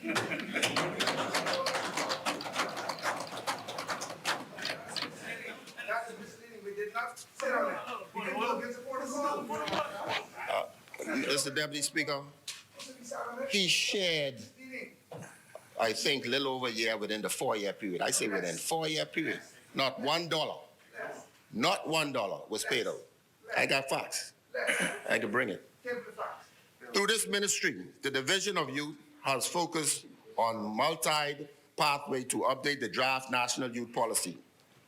The concentration will be to address gaps and present a tool policy where necessary legislation to provide a framework to ensure the advancement of youth development in our country will be sought. Mr. Deputy Speaker, I would like to take this opportunity to thank my Director of Youth and her team for putting together a multitude of successful activities during the month of October, which was celebrated as Youth Month. I would like to extend hearty congratulations to all of the nominees and winners of the Youth Awards, in particular, Tyreek Barnaby for the Director's Cup, Ms. Beijing Rogers for the Minister's Cup, and Ms. Jonisha Cartwright for the Prime Minister Cup. And by extension, the youth leaders, parents, volunteers, and all who assist our youth in achieving these dreams on their behalf, we say thank you. Deputy Speaker, this government recognizes the capacity of sports to deliver a sense of deep spirituality because it emanates from a natural impulse for freedom, symbolic meaning, and the pursuit of perfection, with the recognition that sports deliver healthy bodies and fresh minds.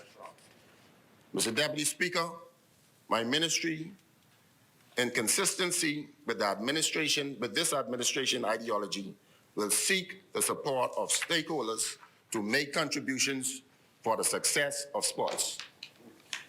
For this reason, we will immediately seek the reactivation of the National Sports Advisory Council. Likewise, there will come the reinstation of the Family Island Sports Council, whereby persons on the ground in their respective communities are able to bring new innovative ideas for the growth and development of sports throughout the country. Mr. Deputy Speaker, I am pleased to advise that my ministry will seek to establish a pension fund for athletes who have represented their country internationally.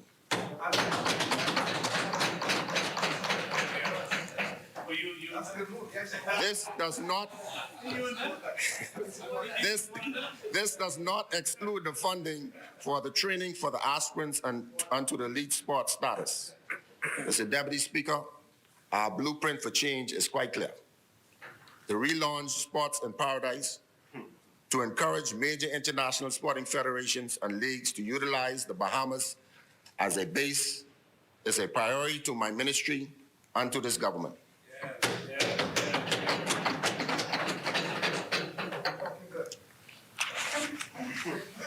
Mr. Deputy Speaker, in our blueprint for change, we talk about revitalization reestablishing the Sports in Paradise brand, a brand which so easily described the fantasy of playing any sport here in the Bahamas. My ministry will partner with the various sporting federations, NSA, the National Sports Authority, Ministry of Tourism to formulate strategies of a plan for success. Mr. Deputy Speaker, we will leverage the power of this world top athletes brands to be launched in Sports in Paradise product. Mr. Deputy Speaker, the ministry has begun a preliminary discussion on steps to be taken that will be necessary to secure and return of the IAAF World Relays to our shores.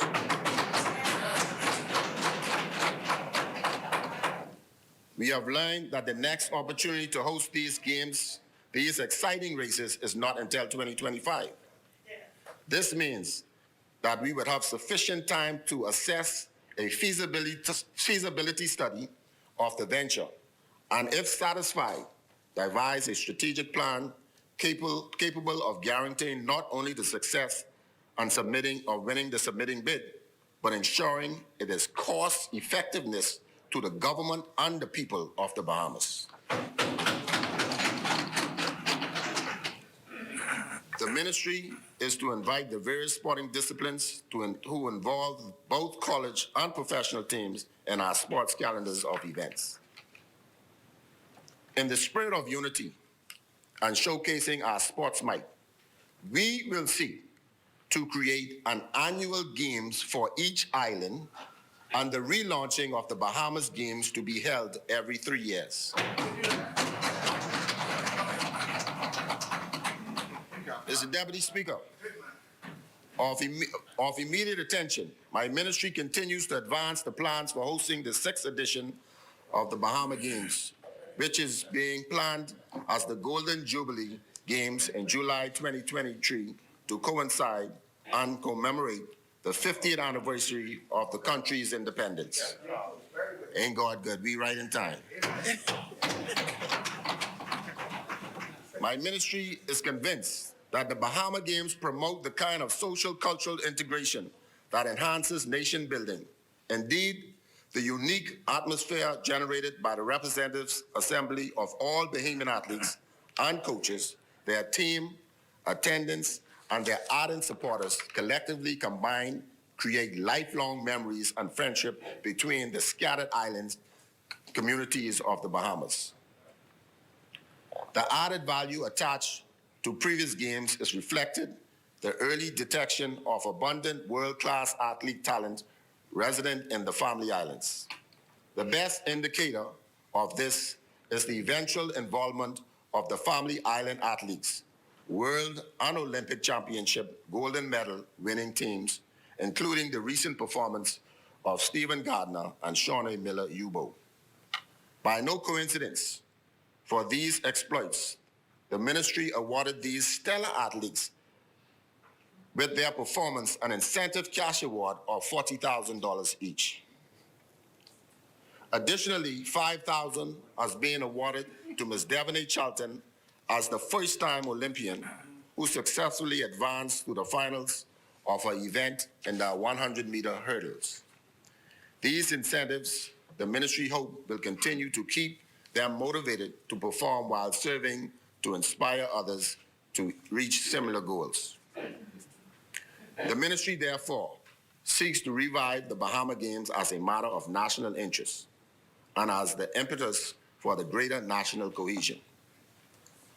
My ministry intends to seek the support of the government to address the shortage of the proper sports facilities in the Family Islands by mounting a multi-million sports facility development plan over a 10-year span, commencing within the next budget cycle.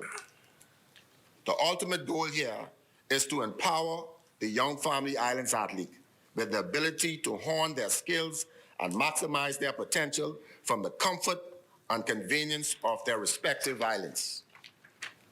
The Ministry of Youth, Sports and Culture, it should be noted, reflects the spirit of our nation and express the extent of the resilience that characterize the Bahamian people, from the Bimini in the north to Inagua in the south. Mr. Deputy Speaker, local baseball development leagues continue to provide a strong fundamental base of training for our youth. International Baseball League have taken note, and increasing numbers of young athletes are being recruited into professional leagues, creating economic opportunities like no other for them. For this reason, my ministry will continue to work closely with the Minister of Works to complete the Andre Rogers Baseball Stadium in the fastest means possible. Mr. Deputy Speaker, professional sporting events provide much-needed economic benefits to both athletes and country. Equally important, they also provide community pride and national unity. Mr. Deputy Speaker, the month of November is celebrated as Sports Heritage Month. This year's theme is Chasing Dreams and Achieving Excellence. It is during this month that my ministry recognizes the many outstanding contributions of athletes of today and heroes of yesterday.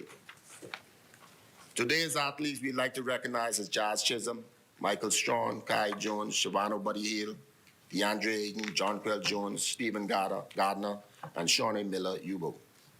The athletes of yesteryears, Lavoine Eve, Earl Hudson, Joe DeMeritt, William Thompson, Charles Thompson, Stella Knowles, Gina Mackey, Nell Wild Goose Russell, Sheila Culmer, deceased Bert Bell, and Barbara Thompson are all to be celebrated in the induction of the National Sports Hall of Fame of this year.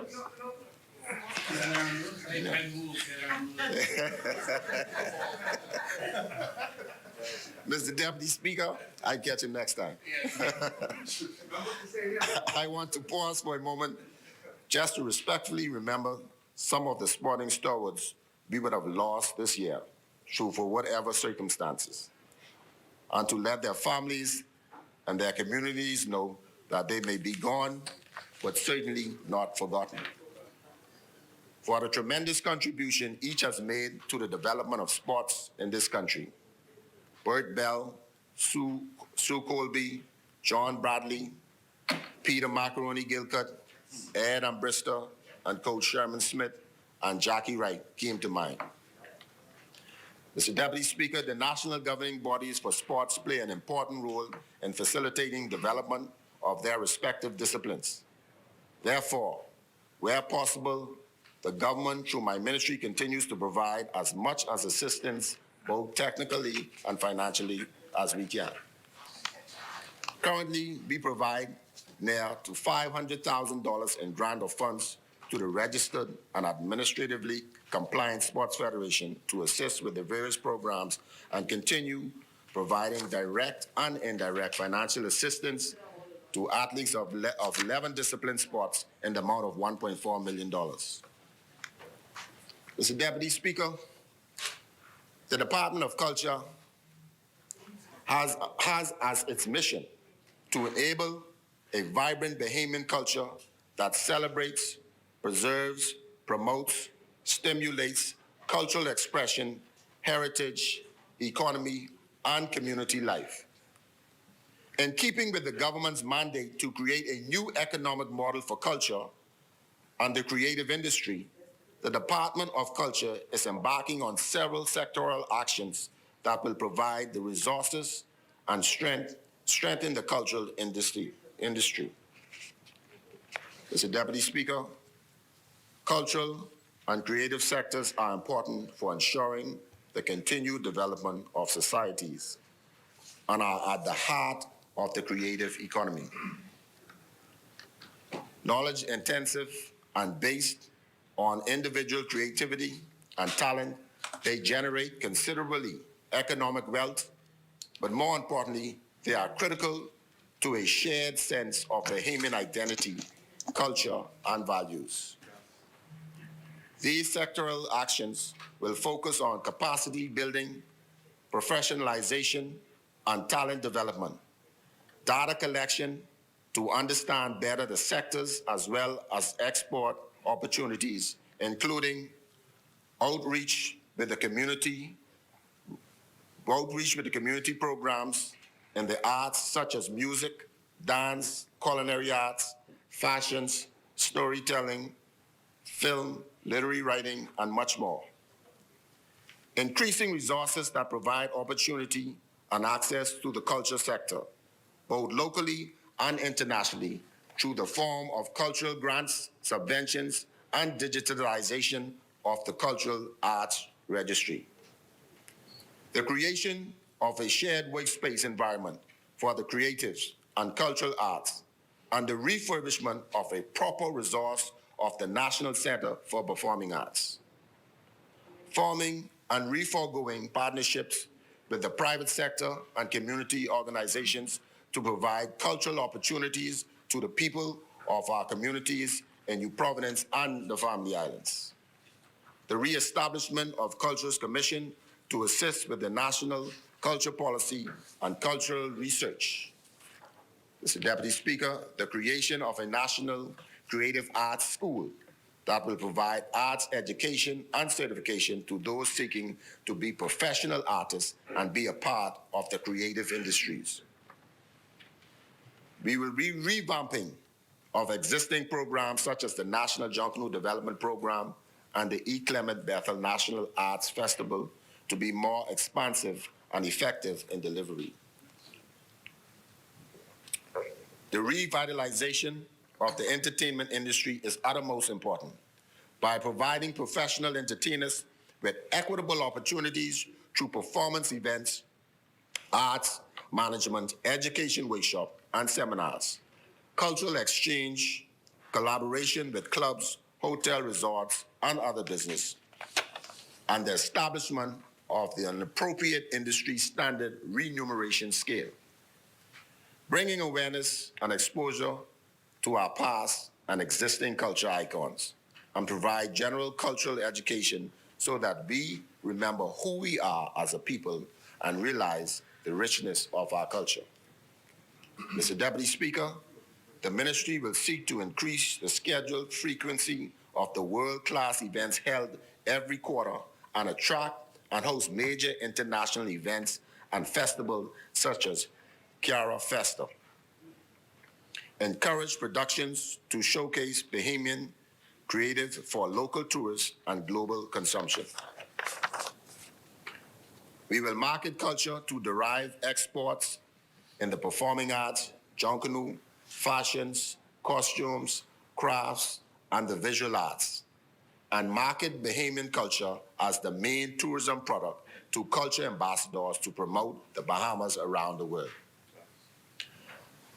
Mr. Deputy Speaker, culture is crucial to the development of our country, essential in addressing the global challenges, and is a vehicle for economic development, social cohesion, and stability in resilient communities. It is crucial to preserve our culture, history, and heritage, and also realize that our culture defines who we are. Mr. Deputy Speaker, in my closing, we in the ministry acknowledge that the ravaged course of COVID-19 plague locally and worldwide, for it has placed a hold and delayed many of our programs. However, our faith in the new administration, in its mission to ease sanctions and bring the country back to normalcy, sits well for our future production. It will be very important to bring awareness and exposure to our past and existing culture icons and provide general cultural education so that the country remembers who we are as a people and realize the richness of our culture. The Ministry of Youth, Sports and Culture assures that it will play an integral role in the new day of the Honorable Philip Brave Davis Cooper regime. Mr. Deputy Speaker, the Progressive Liberal Party has been given an overwhelming mandate to bring good and effective governance to the Commonwealth of the Bahamas. My ministry is determined to embrace that opportunity with steadfast and determination. I thank the nation on behalf of the Ministry of Youth, Sports and Culture, and Garden Hills in particular, for allowing me to disseminate what is ahead for the Commonwealth of the Bahamas from the portfolio of the Ministry of Youth, Sports and Culture. May God bless the Bahamas, and may God bless each and every one of you. Thank you, Honorable Member for Garden Hills. As many. Okay. The chair recognizes Central Grand Bahama. Thank you very much, Mr. Deputy. Mike is off. Mike, okay. Thank you very much. I didn't want to interrupt the good minister, and I want to congratulate you on the job well done. I do say that I believe he was a good pick for the minister. We had others capable. I know West Grand Bahama was one of the best quarterbacks we had in the country. We had, coach role player, coach, good guy. So I'm saying, point of he did a order, wonderful Central good Grand job. Bahama. I just want to say, Minister, the point of order, it's a compliment. But I also want to say that in your remarks, you mentioned that the employees in Grand Bahama are working in extreme conditions. An office space was identified, design, construction had already been taking place. It's only a matter of furniture being placed and the utilities turned on. So just to help you, the office space was already identified. I'm happy to hear that you also state that you are giving bonus to Devin Charlton and to, the Minister of Garden Hills and also to the gold medalists. However, because of the wonderful performance of Shanae Miller-Weibo and Stevie Gardner, we asked for bonus. And also for a bonus to be given to the management team and the chef de mission. So I hope that you would give that some consideration moving forward, just to incentivize them. Mr. Speaker, all coaches and staff were giving a donation, but I want to speak on the point of the facility that was prepared for my staff in Grand Bahama. There was a facility that was identified. However, upon my inspection, and by the advice from the technicals from the Ministry of Waste, it was advised that that's a poor building for us to use for my staff. And Mr. Deputy Speaker, I allowed my staff to choose a building. They have chose one, and we are about to rent that building. So they are quite happy. And to my Grand Bahamian staff who was listening, I'm sure you know, there's a new day and great things are coming. The chair recognizes the honorable member for Carmichael.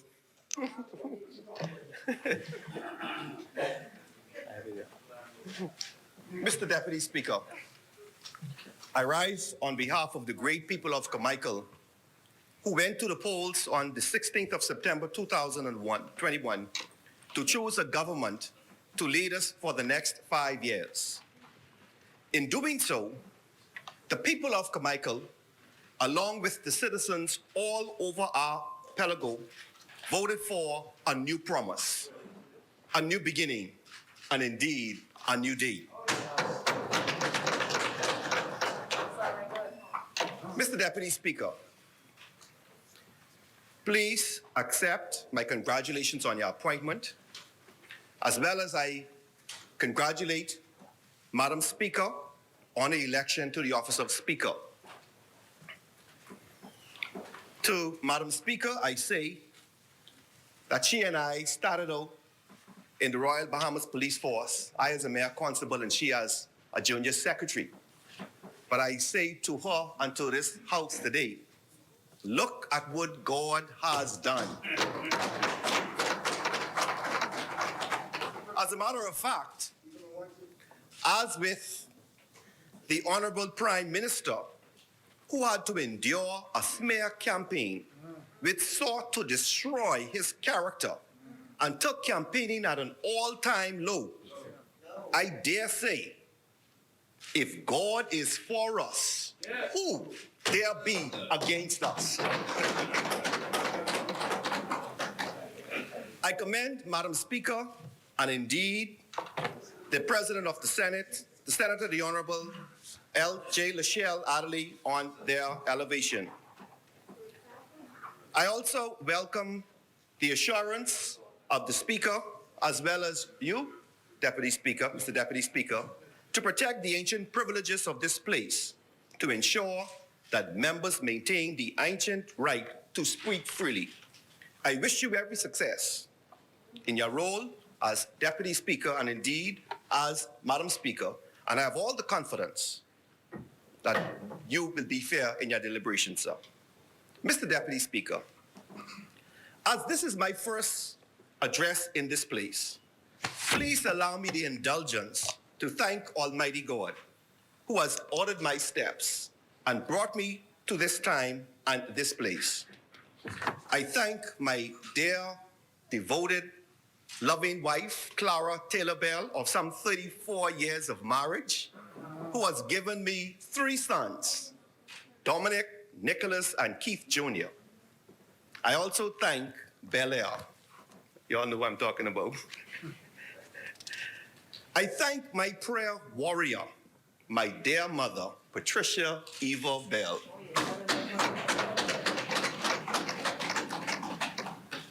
Mommy, what can I say? I will lift up mine eyes unto the hills, from whence cometh my help.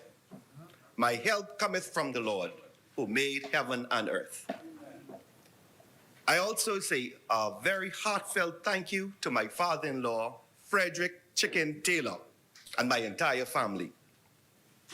At this time, I wish to convey my deepest regret to you, Chicken, on your great loss last night. For those of you who don't know, Frederick Chicken Taylor is one of our baseball giants, played with the Houston Astros.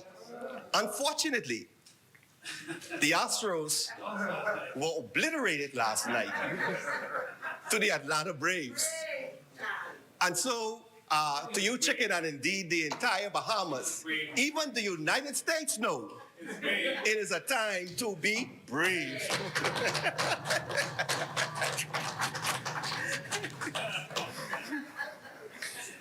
At this time, I fondly pause to remember my grandmothers, Violet Baston Rocks and Dorothy Simonet Penniman, indeed my mother-in-law, Irma Jane Taylor, and my father, Anthony Bell, my angels whom I know are disrupting heaven at this moment as they share in the joy of this proud and faithful moment. I also remember my mentor, the late Dr. Bernard J. Nottage, whom I had the pleasure of serving as his state minister in the Ministry of National Security. And believe it or not, Mrs. Nottage and their members, Dr. Nottage still got me drinking Coke soda. Beyond my family, Mr. Deputy Speaker, I pause to thank the Carmichael branch of the Progressive Liberal Party and dozens of campaign supporters, workers, and all those who worked tirelessly over the past 10 years leading to this day. My work in Carmichael began in 2016 when I received the nomination to be the standard bearer of the Progressive Liberal Party. After my defeat in 2017, our team dusted off ourselves and continued to work in the constituency. The branch, under the able leadership of Arita Stubbs and my coordinator Perry Forbes, continued relentlessly to have confidence in me and again supported me in my candidacy when elections were called. God indeed bless each of you. I express my sincere gratitude to our Secretary General, Barbara Cartwright, our team at the national headquarters, and all of our stalwart councillors, the backbone of our Progressive Liberal Party. Of course, I thank the one and only Minky Isaacs and the Warehouse Boys. God bless each of you for a job well done. I thank Sir Franklin and Lady Wilson and all my co-workers at the Sunshine Group and Sharon Wilson and Co., who remain steadfast in their love, support, and encouragement towards me and my family. Finally, I express my gratitude towards my priests and my Catholic community for their spiritual guidance and support. Thank you, Fathers Kenny, Jay, Glenn, and of course, His Grace Archbishop Patrick Pinder.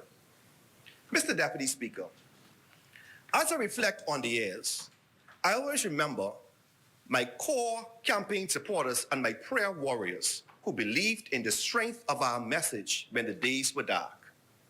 Whilst many would have given up after the 2017 elections, those supporters and stalwart councillors remained confident in the message and philosophy of the Progressive Liberal Party. This confidence was boosted when early early in the term of the previous administration, it became abundantly clear to us that the country was not headed in the right direction. I became more resolved to continue to work within Carmichael and offer an alternative to the failed leadership of the previous administration. Mr. Deputy Speaker, as is the purpose of this debate, I publicly thank the Governor General, His Excellency Sir Cornelius Smith, for his delivery of the speech from the throne and the gracious hospitality that both he and Lady Smith exhibited in carrying out the various transition functions. Ordinarily, these functions would have followed a set precedence. However, His Excellency was faced with the dual challenges of Government House not being available along with the COVID-19 pandemic. Nonetheless, their excellencies and their teams managed to not only safely carry out the functions as required by law, but did so in a manner that raised the bar for the future. I say to their excellencies, job well done. Mr. Deputy Speaker, the speech from the throne marks the beginning of a parliamentary session with few parallels in history. We in the Bahamas are fortunate to live in one of the oldest parliamentary democracies in the world. This parliament has withstood storms, wars, economic depressions, recessions, pandemics, and even the past administration. Today, we face the confluence of multiple internal and external challenges whilst simultaneously facing the deep pain and anguish from the loss of hundreds of Bahamian lives from COVID-19. We have all lost family members and loved ones.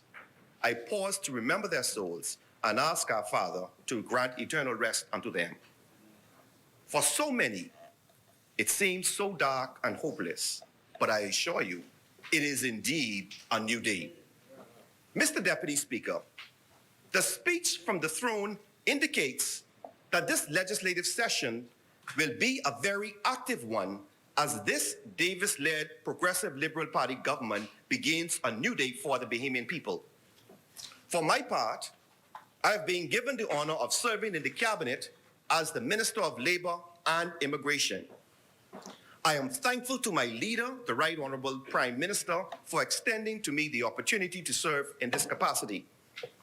I commend the Honorable Prime Minister, whom I submit has assembled the best team and cabinet comprising the best and brightest minds in the country. I say to my colleagues, to whom much is given, much is expected. As I have pledged to him, I also commit to the Bahamian people that I will work tirelessly to bring forth the new day in labor and immigration and for the people of Carmichael.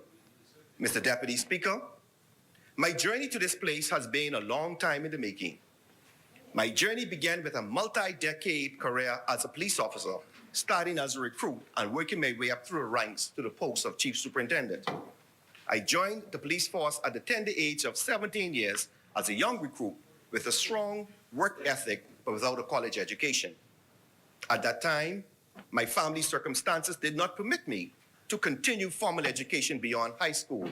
And through work and the support of my dear wife and family, I was able to go to the College of the Bahamas, now the university, and certainly to the University of the West Indies. Of course, I am proud to say that I'm a product of the government school system. I'm a graduate of the Royal McVie Primary School, where our motto is, people need people. I am a C.I. Gibson Rattler and an R.M. Bailey Pacer, graduating in 1985. And I might add, my graduation class in 1985, we had the best class ever produced by R.M. Bailey. Madam Speaker, sorry, Mr. Deputy Speaker, I wanted to give you a brief history of my journey here, as I believe it is important to understand the motivation for me choosing to offer myself as a candidate and for fighting for a new day. The new day of which I speak is more than just, Mr. Deputy Speaker, a campaign slogan. Rather, it is the beginning of the implementation of the philosophical tenets of progressive and liberal policies into every area of governance to improve the lives of ordinary Bahamians. Mr. Deputy Speaker, over the past decades, the Bahamas has made tremendous progress in creating world-class financial center and luxury tourism destination. This success has caused many to experience high levels of growth and economic prosperity. Unfortunately, this prosperity is not evenly shared, and far too many of our brothers and sisters continue to struggle. Moreover, as the divide between those who have all and those who have none have increased in recent years, and I might add, under the former administration, far too many policies were implemented for the benefit of those who have all at the expense of those who have none. Bahamians can see and feel the pain imposed by such policies as their quality of life have deteriorated. Hence, they have chosen to elect Progressive Liberal Party and our promise of a new day. Mr. Deputy Speaker, in the speech from the throne, the Governor General highlighted the various health, social, and fiscal policies of the government moving forward. While addressing labor matters, the Governor General noted that the government plans to re-establish harmonious tripartite relations with labor, employers, and the government, as well as ensure that all labor issues are addressed as a matter of priority. I wish to assure you that as the Minister of Labor and Immigration, I am committed to working with all stakeholders to ensure that we achieve these goals and to ensure that all workers are fairly treated whilst we increase our levels of productivity and efficiency. Mr. Deputy Speaker, today certainly marks the dawn of a new day and new era in labor in the Bahamas.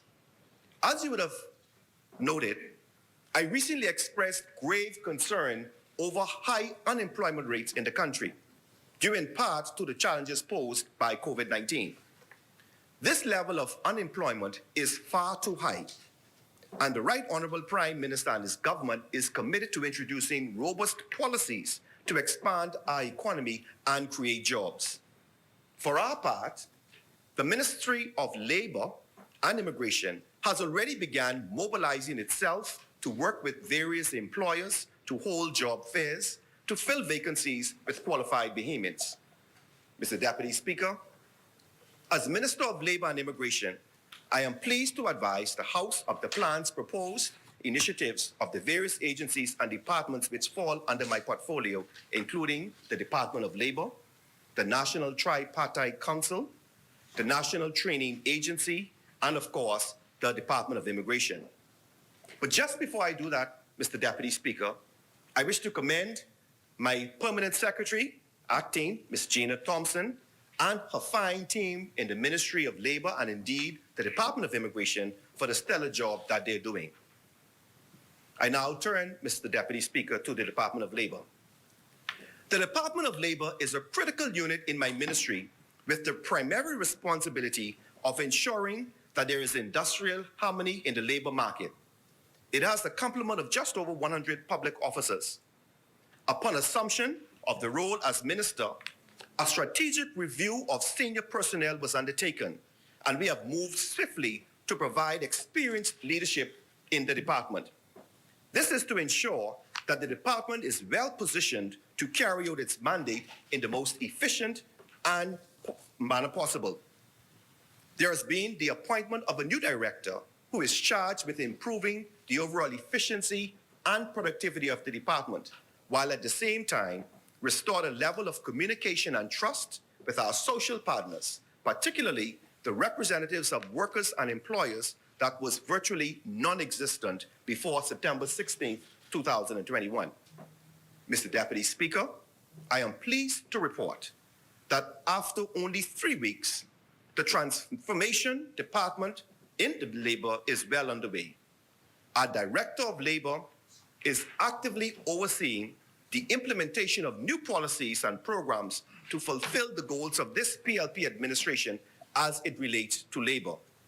Some of these initiatives include, but are not limited to, the production and submission of a restructuring plan for the department, the development of a 3-year strategic plan for the period 2021 through 2024, designed to deliver the PLP government goals and objectives as outlined in the speech from the throne, the blueprint for change, and the PLP's economic plan, the introduction of a policy that will facilitate ongoing and continuous dialogue between the workers' representative and unions, the development of a plan to establish regular dialogue with the Bahamas Chamber of Commerce, partnering with the management and staff of the Sandals Royal Bahamian Resort to hold a job fair, and another one is planned, the execution of an MOU between the Department of Labor and Avastant Foundation based out of San Francisco, and we've also begun the process to collaborate with the international and regional partners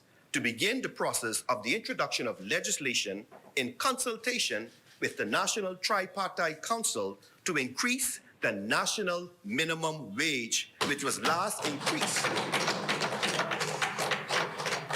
The last minimum wage, which was increased by the Christie-led PLP administration in 2015.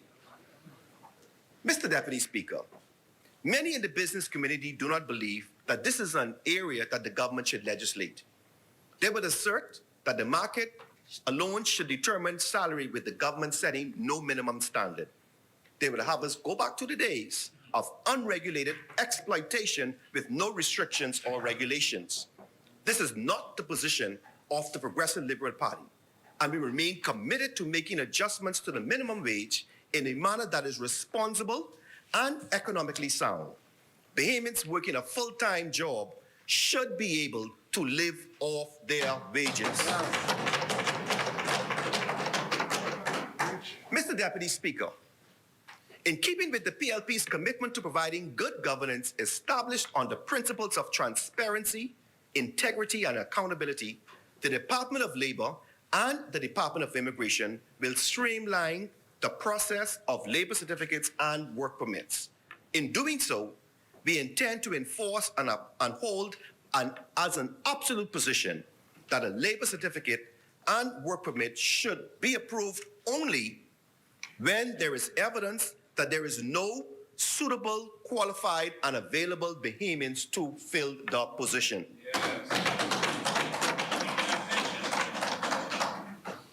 Mr. Deputy Speaker, the Department of Labor, in conjunction with other agencies of the government, is committed to promoting and maintaining an atmosphere of industrial harmony in the Bahamian labor market and in collaboration with the Bahamian Trade Movement and Employees Association to ensure that long-standing matters are in fact addressed. By re-establishing harmonious tripartite relations between labor, employers, and the government, the Ministry of Labor, the Department of Labor, and the National Tripartite Council will ensure that all labor issues are addressed as a matter of priority and resolved in an amicable and timely manner. Mr. Deputy Speaker, I now turn to the National Tripartite Council, the NTC. The NTC has a statutory mandate to be the forum for industrial and labor relations in the Bahamas. This PLP government will ensure that the NTC will have the resources to operate independently and transparently. My ministry has already met with the executives of the NTC. In keeping with the spirit and intent of Section 10 of the Act, the government is in the process of reviewing and approving a policy on issues and matters concerning labor and relations. Once approved, Mr. Deputy Speaker, this policy will be the guiding tool for the NTC in the development of the strategic plan for the period 2021 to 2025. Of course, in developing the government's policy, consideration will be given to the following: the implementation of the Bahamas Decent Work Program 2021 through 2026, consider the possible enactment of the National Productivity Act, the commitment of the government to use its good offices to ensure that the spirit and letter of the law regarding industrial agreements in all sectors are expeditiously concluded, amend the Industrial Relations Act 1970 and the Employment Act 2001 after consultation with the NTC, the ratification of the ILO Convention 190 and ILO Recommendation 2006 relating to workplace harassment, and review legislation to consider how rulings of the Industrial Tribunal ought to be enforced. Mr. Deputy Speaker, upon my directive, the Director of Labor, in conjunction with the Chairman of the NTC, are in the final stages of establishing the NTC's National Secretariat at the Corporate Center, Rosetta Street, and transforming the NTC into a National Social Dialogue Institute. It is anticipated that this institute will be at the forefront of submitting legislation for establishing the NTC as a center for binding arbitration and relations. I now turn, Mr. Deputy Speaker, to the National Training Agency. The National Training Agency was created by the Progressive Liberal Party during its 2012-2017 term in office. The agency was created to support the development of the workforce in the Bahamas, with a keen focus on the training and development of young persons. Unfortunately, since 2017, the NTA has not lived up to its full potential, and the country continues to be plagued by complaints from employers as to the difficulties they have in finding suitably qualified Bahamians to fill posts. The NTA is ideally positioned to address this critical issue. We intend to conduct a comprehensive review of the NTA and, to the extent required and feasible, introduce additional programs, staff, and support to ensure that this vital agency carries out its intended mandate. In this regard, Mr. Deputy Speaker, there will be a restructuring of top management. I now turn to the Department of Immigration. Mr. Deputy Speaker, the Department of Immigration is comprised of a dynamic group of immigration officers and personnel who continue to do a yeoman's job as it pertains to all migration and security matters related to immigration in this country.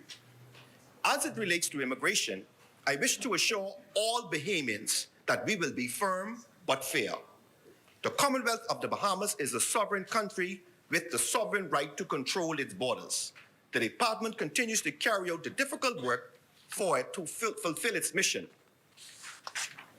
Mr. Deputy Speaker, as you are aware, countries worldwide are faced with immigration challenges, and the Bahamas is no exception. There are many factors that lead to the significant number of economic migrants that come to our shores. I would say there exists a vocal minority among us who advocate for open borders and other policies designed to increase the number of non-citizens coming to our country. Whilst we each are entitled to our views, I believe that well-established policies, laws, and protocols concerning immigration into the Bahamas must be strictly followed and adhered to. I wish to commend and thank the immigration officers for the work that they did recently, and I am pleased to report that as a result of the joint effort with immigration and law enforcement officials, all of those irregular migrants who came to our shores recently in Inagua have been successfully repatriated without incident. An estimated 1,052 Haitian immigrants were repatriated in October of this year. This represents the largest number of immigrants to be repatriated in one single month in the year. Mr. Deputy Speaker, a notable lesson for me in addressing the surge of interceptions is the need to bring into operation immigration reserves. Given the archipelagic nature of our country with porous borders, it is in our national interest to ensure that immigration has additional officers to serve when the need arises. The government will liaise with relevant stakeholders and determine how we can complete the work necessary to employ persons to serve as reserve immigration officers across our country. Mr. Deputy Speaker, on the subject of backlog of applications within the department, I emphasize that these applications are not mere pieces of paper, but but are often lives put on hold. Families are separated, lives in limbo.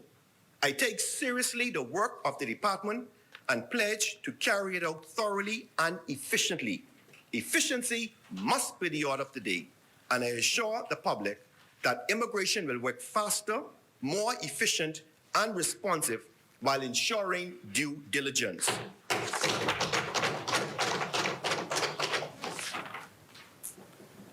Mr. Speaker, Mr. Deputy Speaker, during the campaign trail, members on this side were bombarded by requests of literally more than 100 immigration officers who worked hard every day without any confirmation in post, from training or promotion for the entire period of the defeated Minnis administration.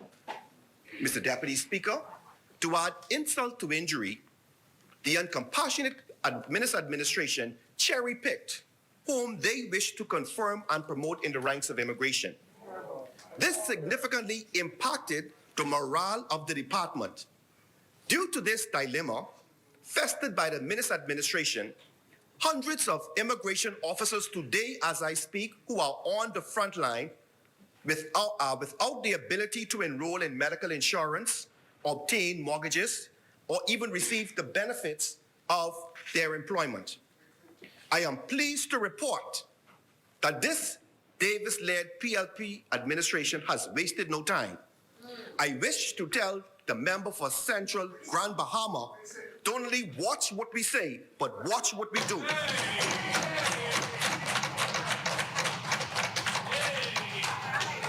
I am pleased to report, Mr. Deputy Speaker, that it ain't no 100-day challenge. In under 50 days, 50 days,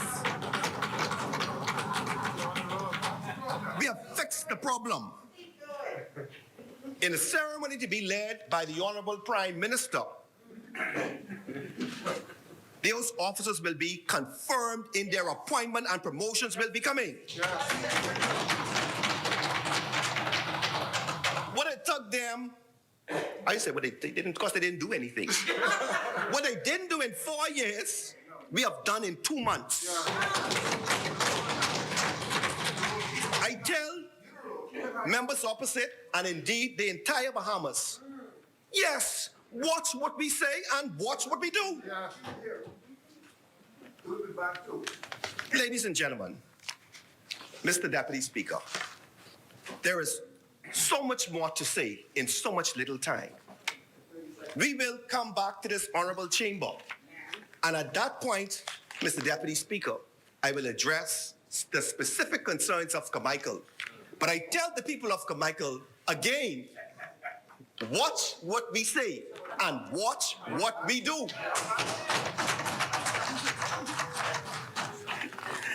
As I take my seat, Mr. Deputy Speaker, I say, may God continue to bless this great party. May God continue to bless the people of the Commonwealth of the Bahamas, and indeed, all of us. Thank you. Thank you, Honorable Member for Carmichael.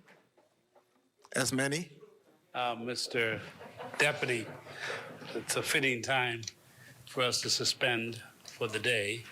We return tomorrow at 10 o'clock to continue our session. When we return tomorrow morning, we will continue this debate, and the member for the constituency of Golden Isles will take the floor. Is there a seconder? I so move. Thank you, Honorable Member for Port Charlotte. It has been moved and seconded that the business of the House be suspended until the 4th of November, 2021. As many are for will remain seated. Those who are opposed will stand. The business of this House stands suspended until the 4th of November, 2021 at 10 o'clock. All right.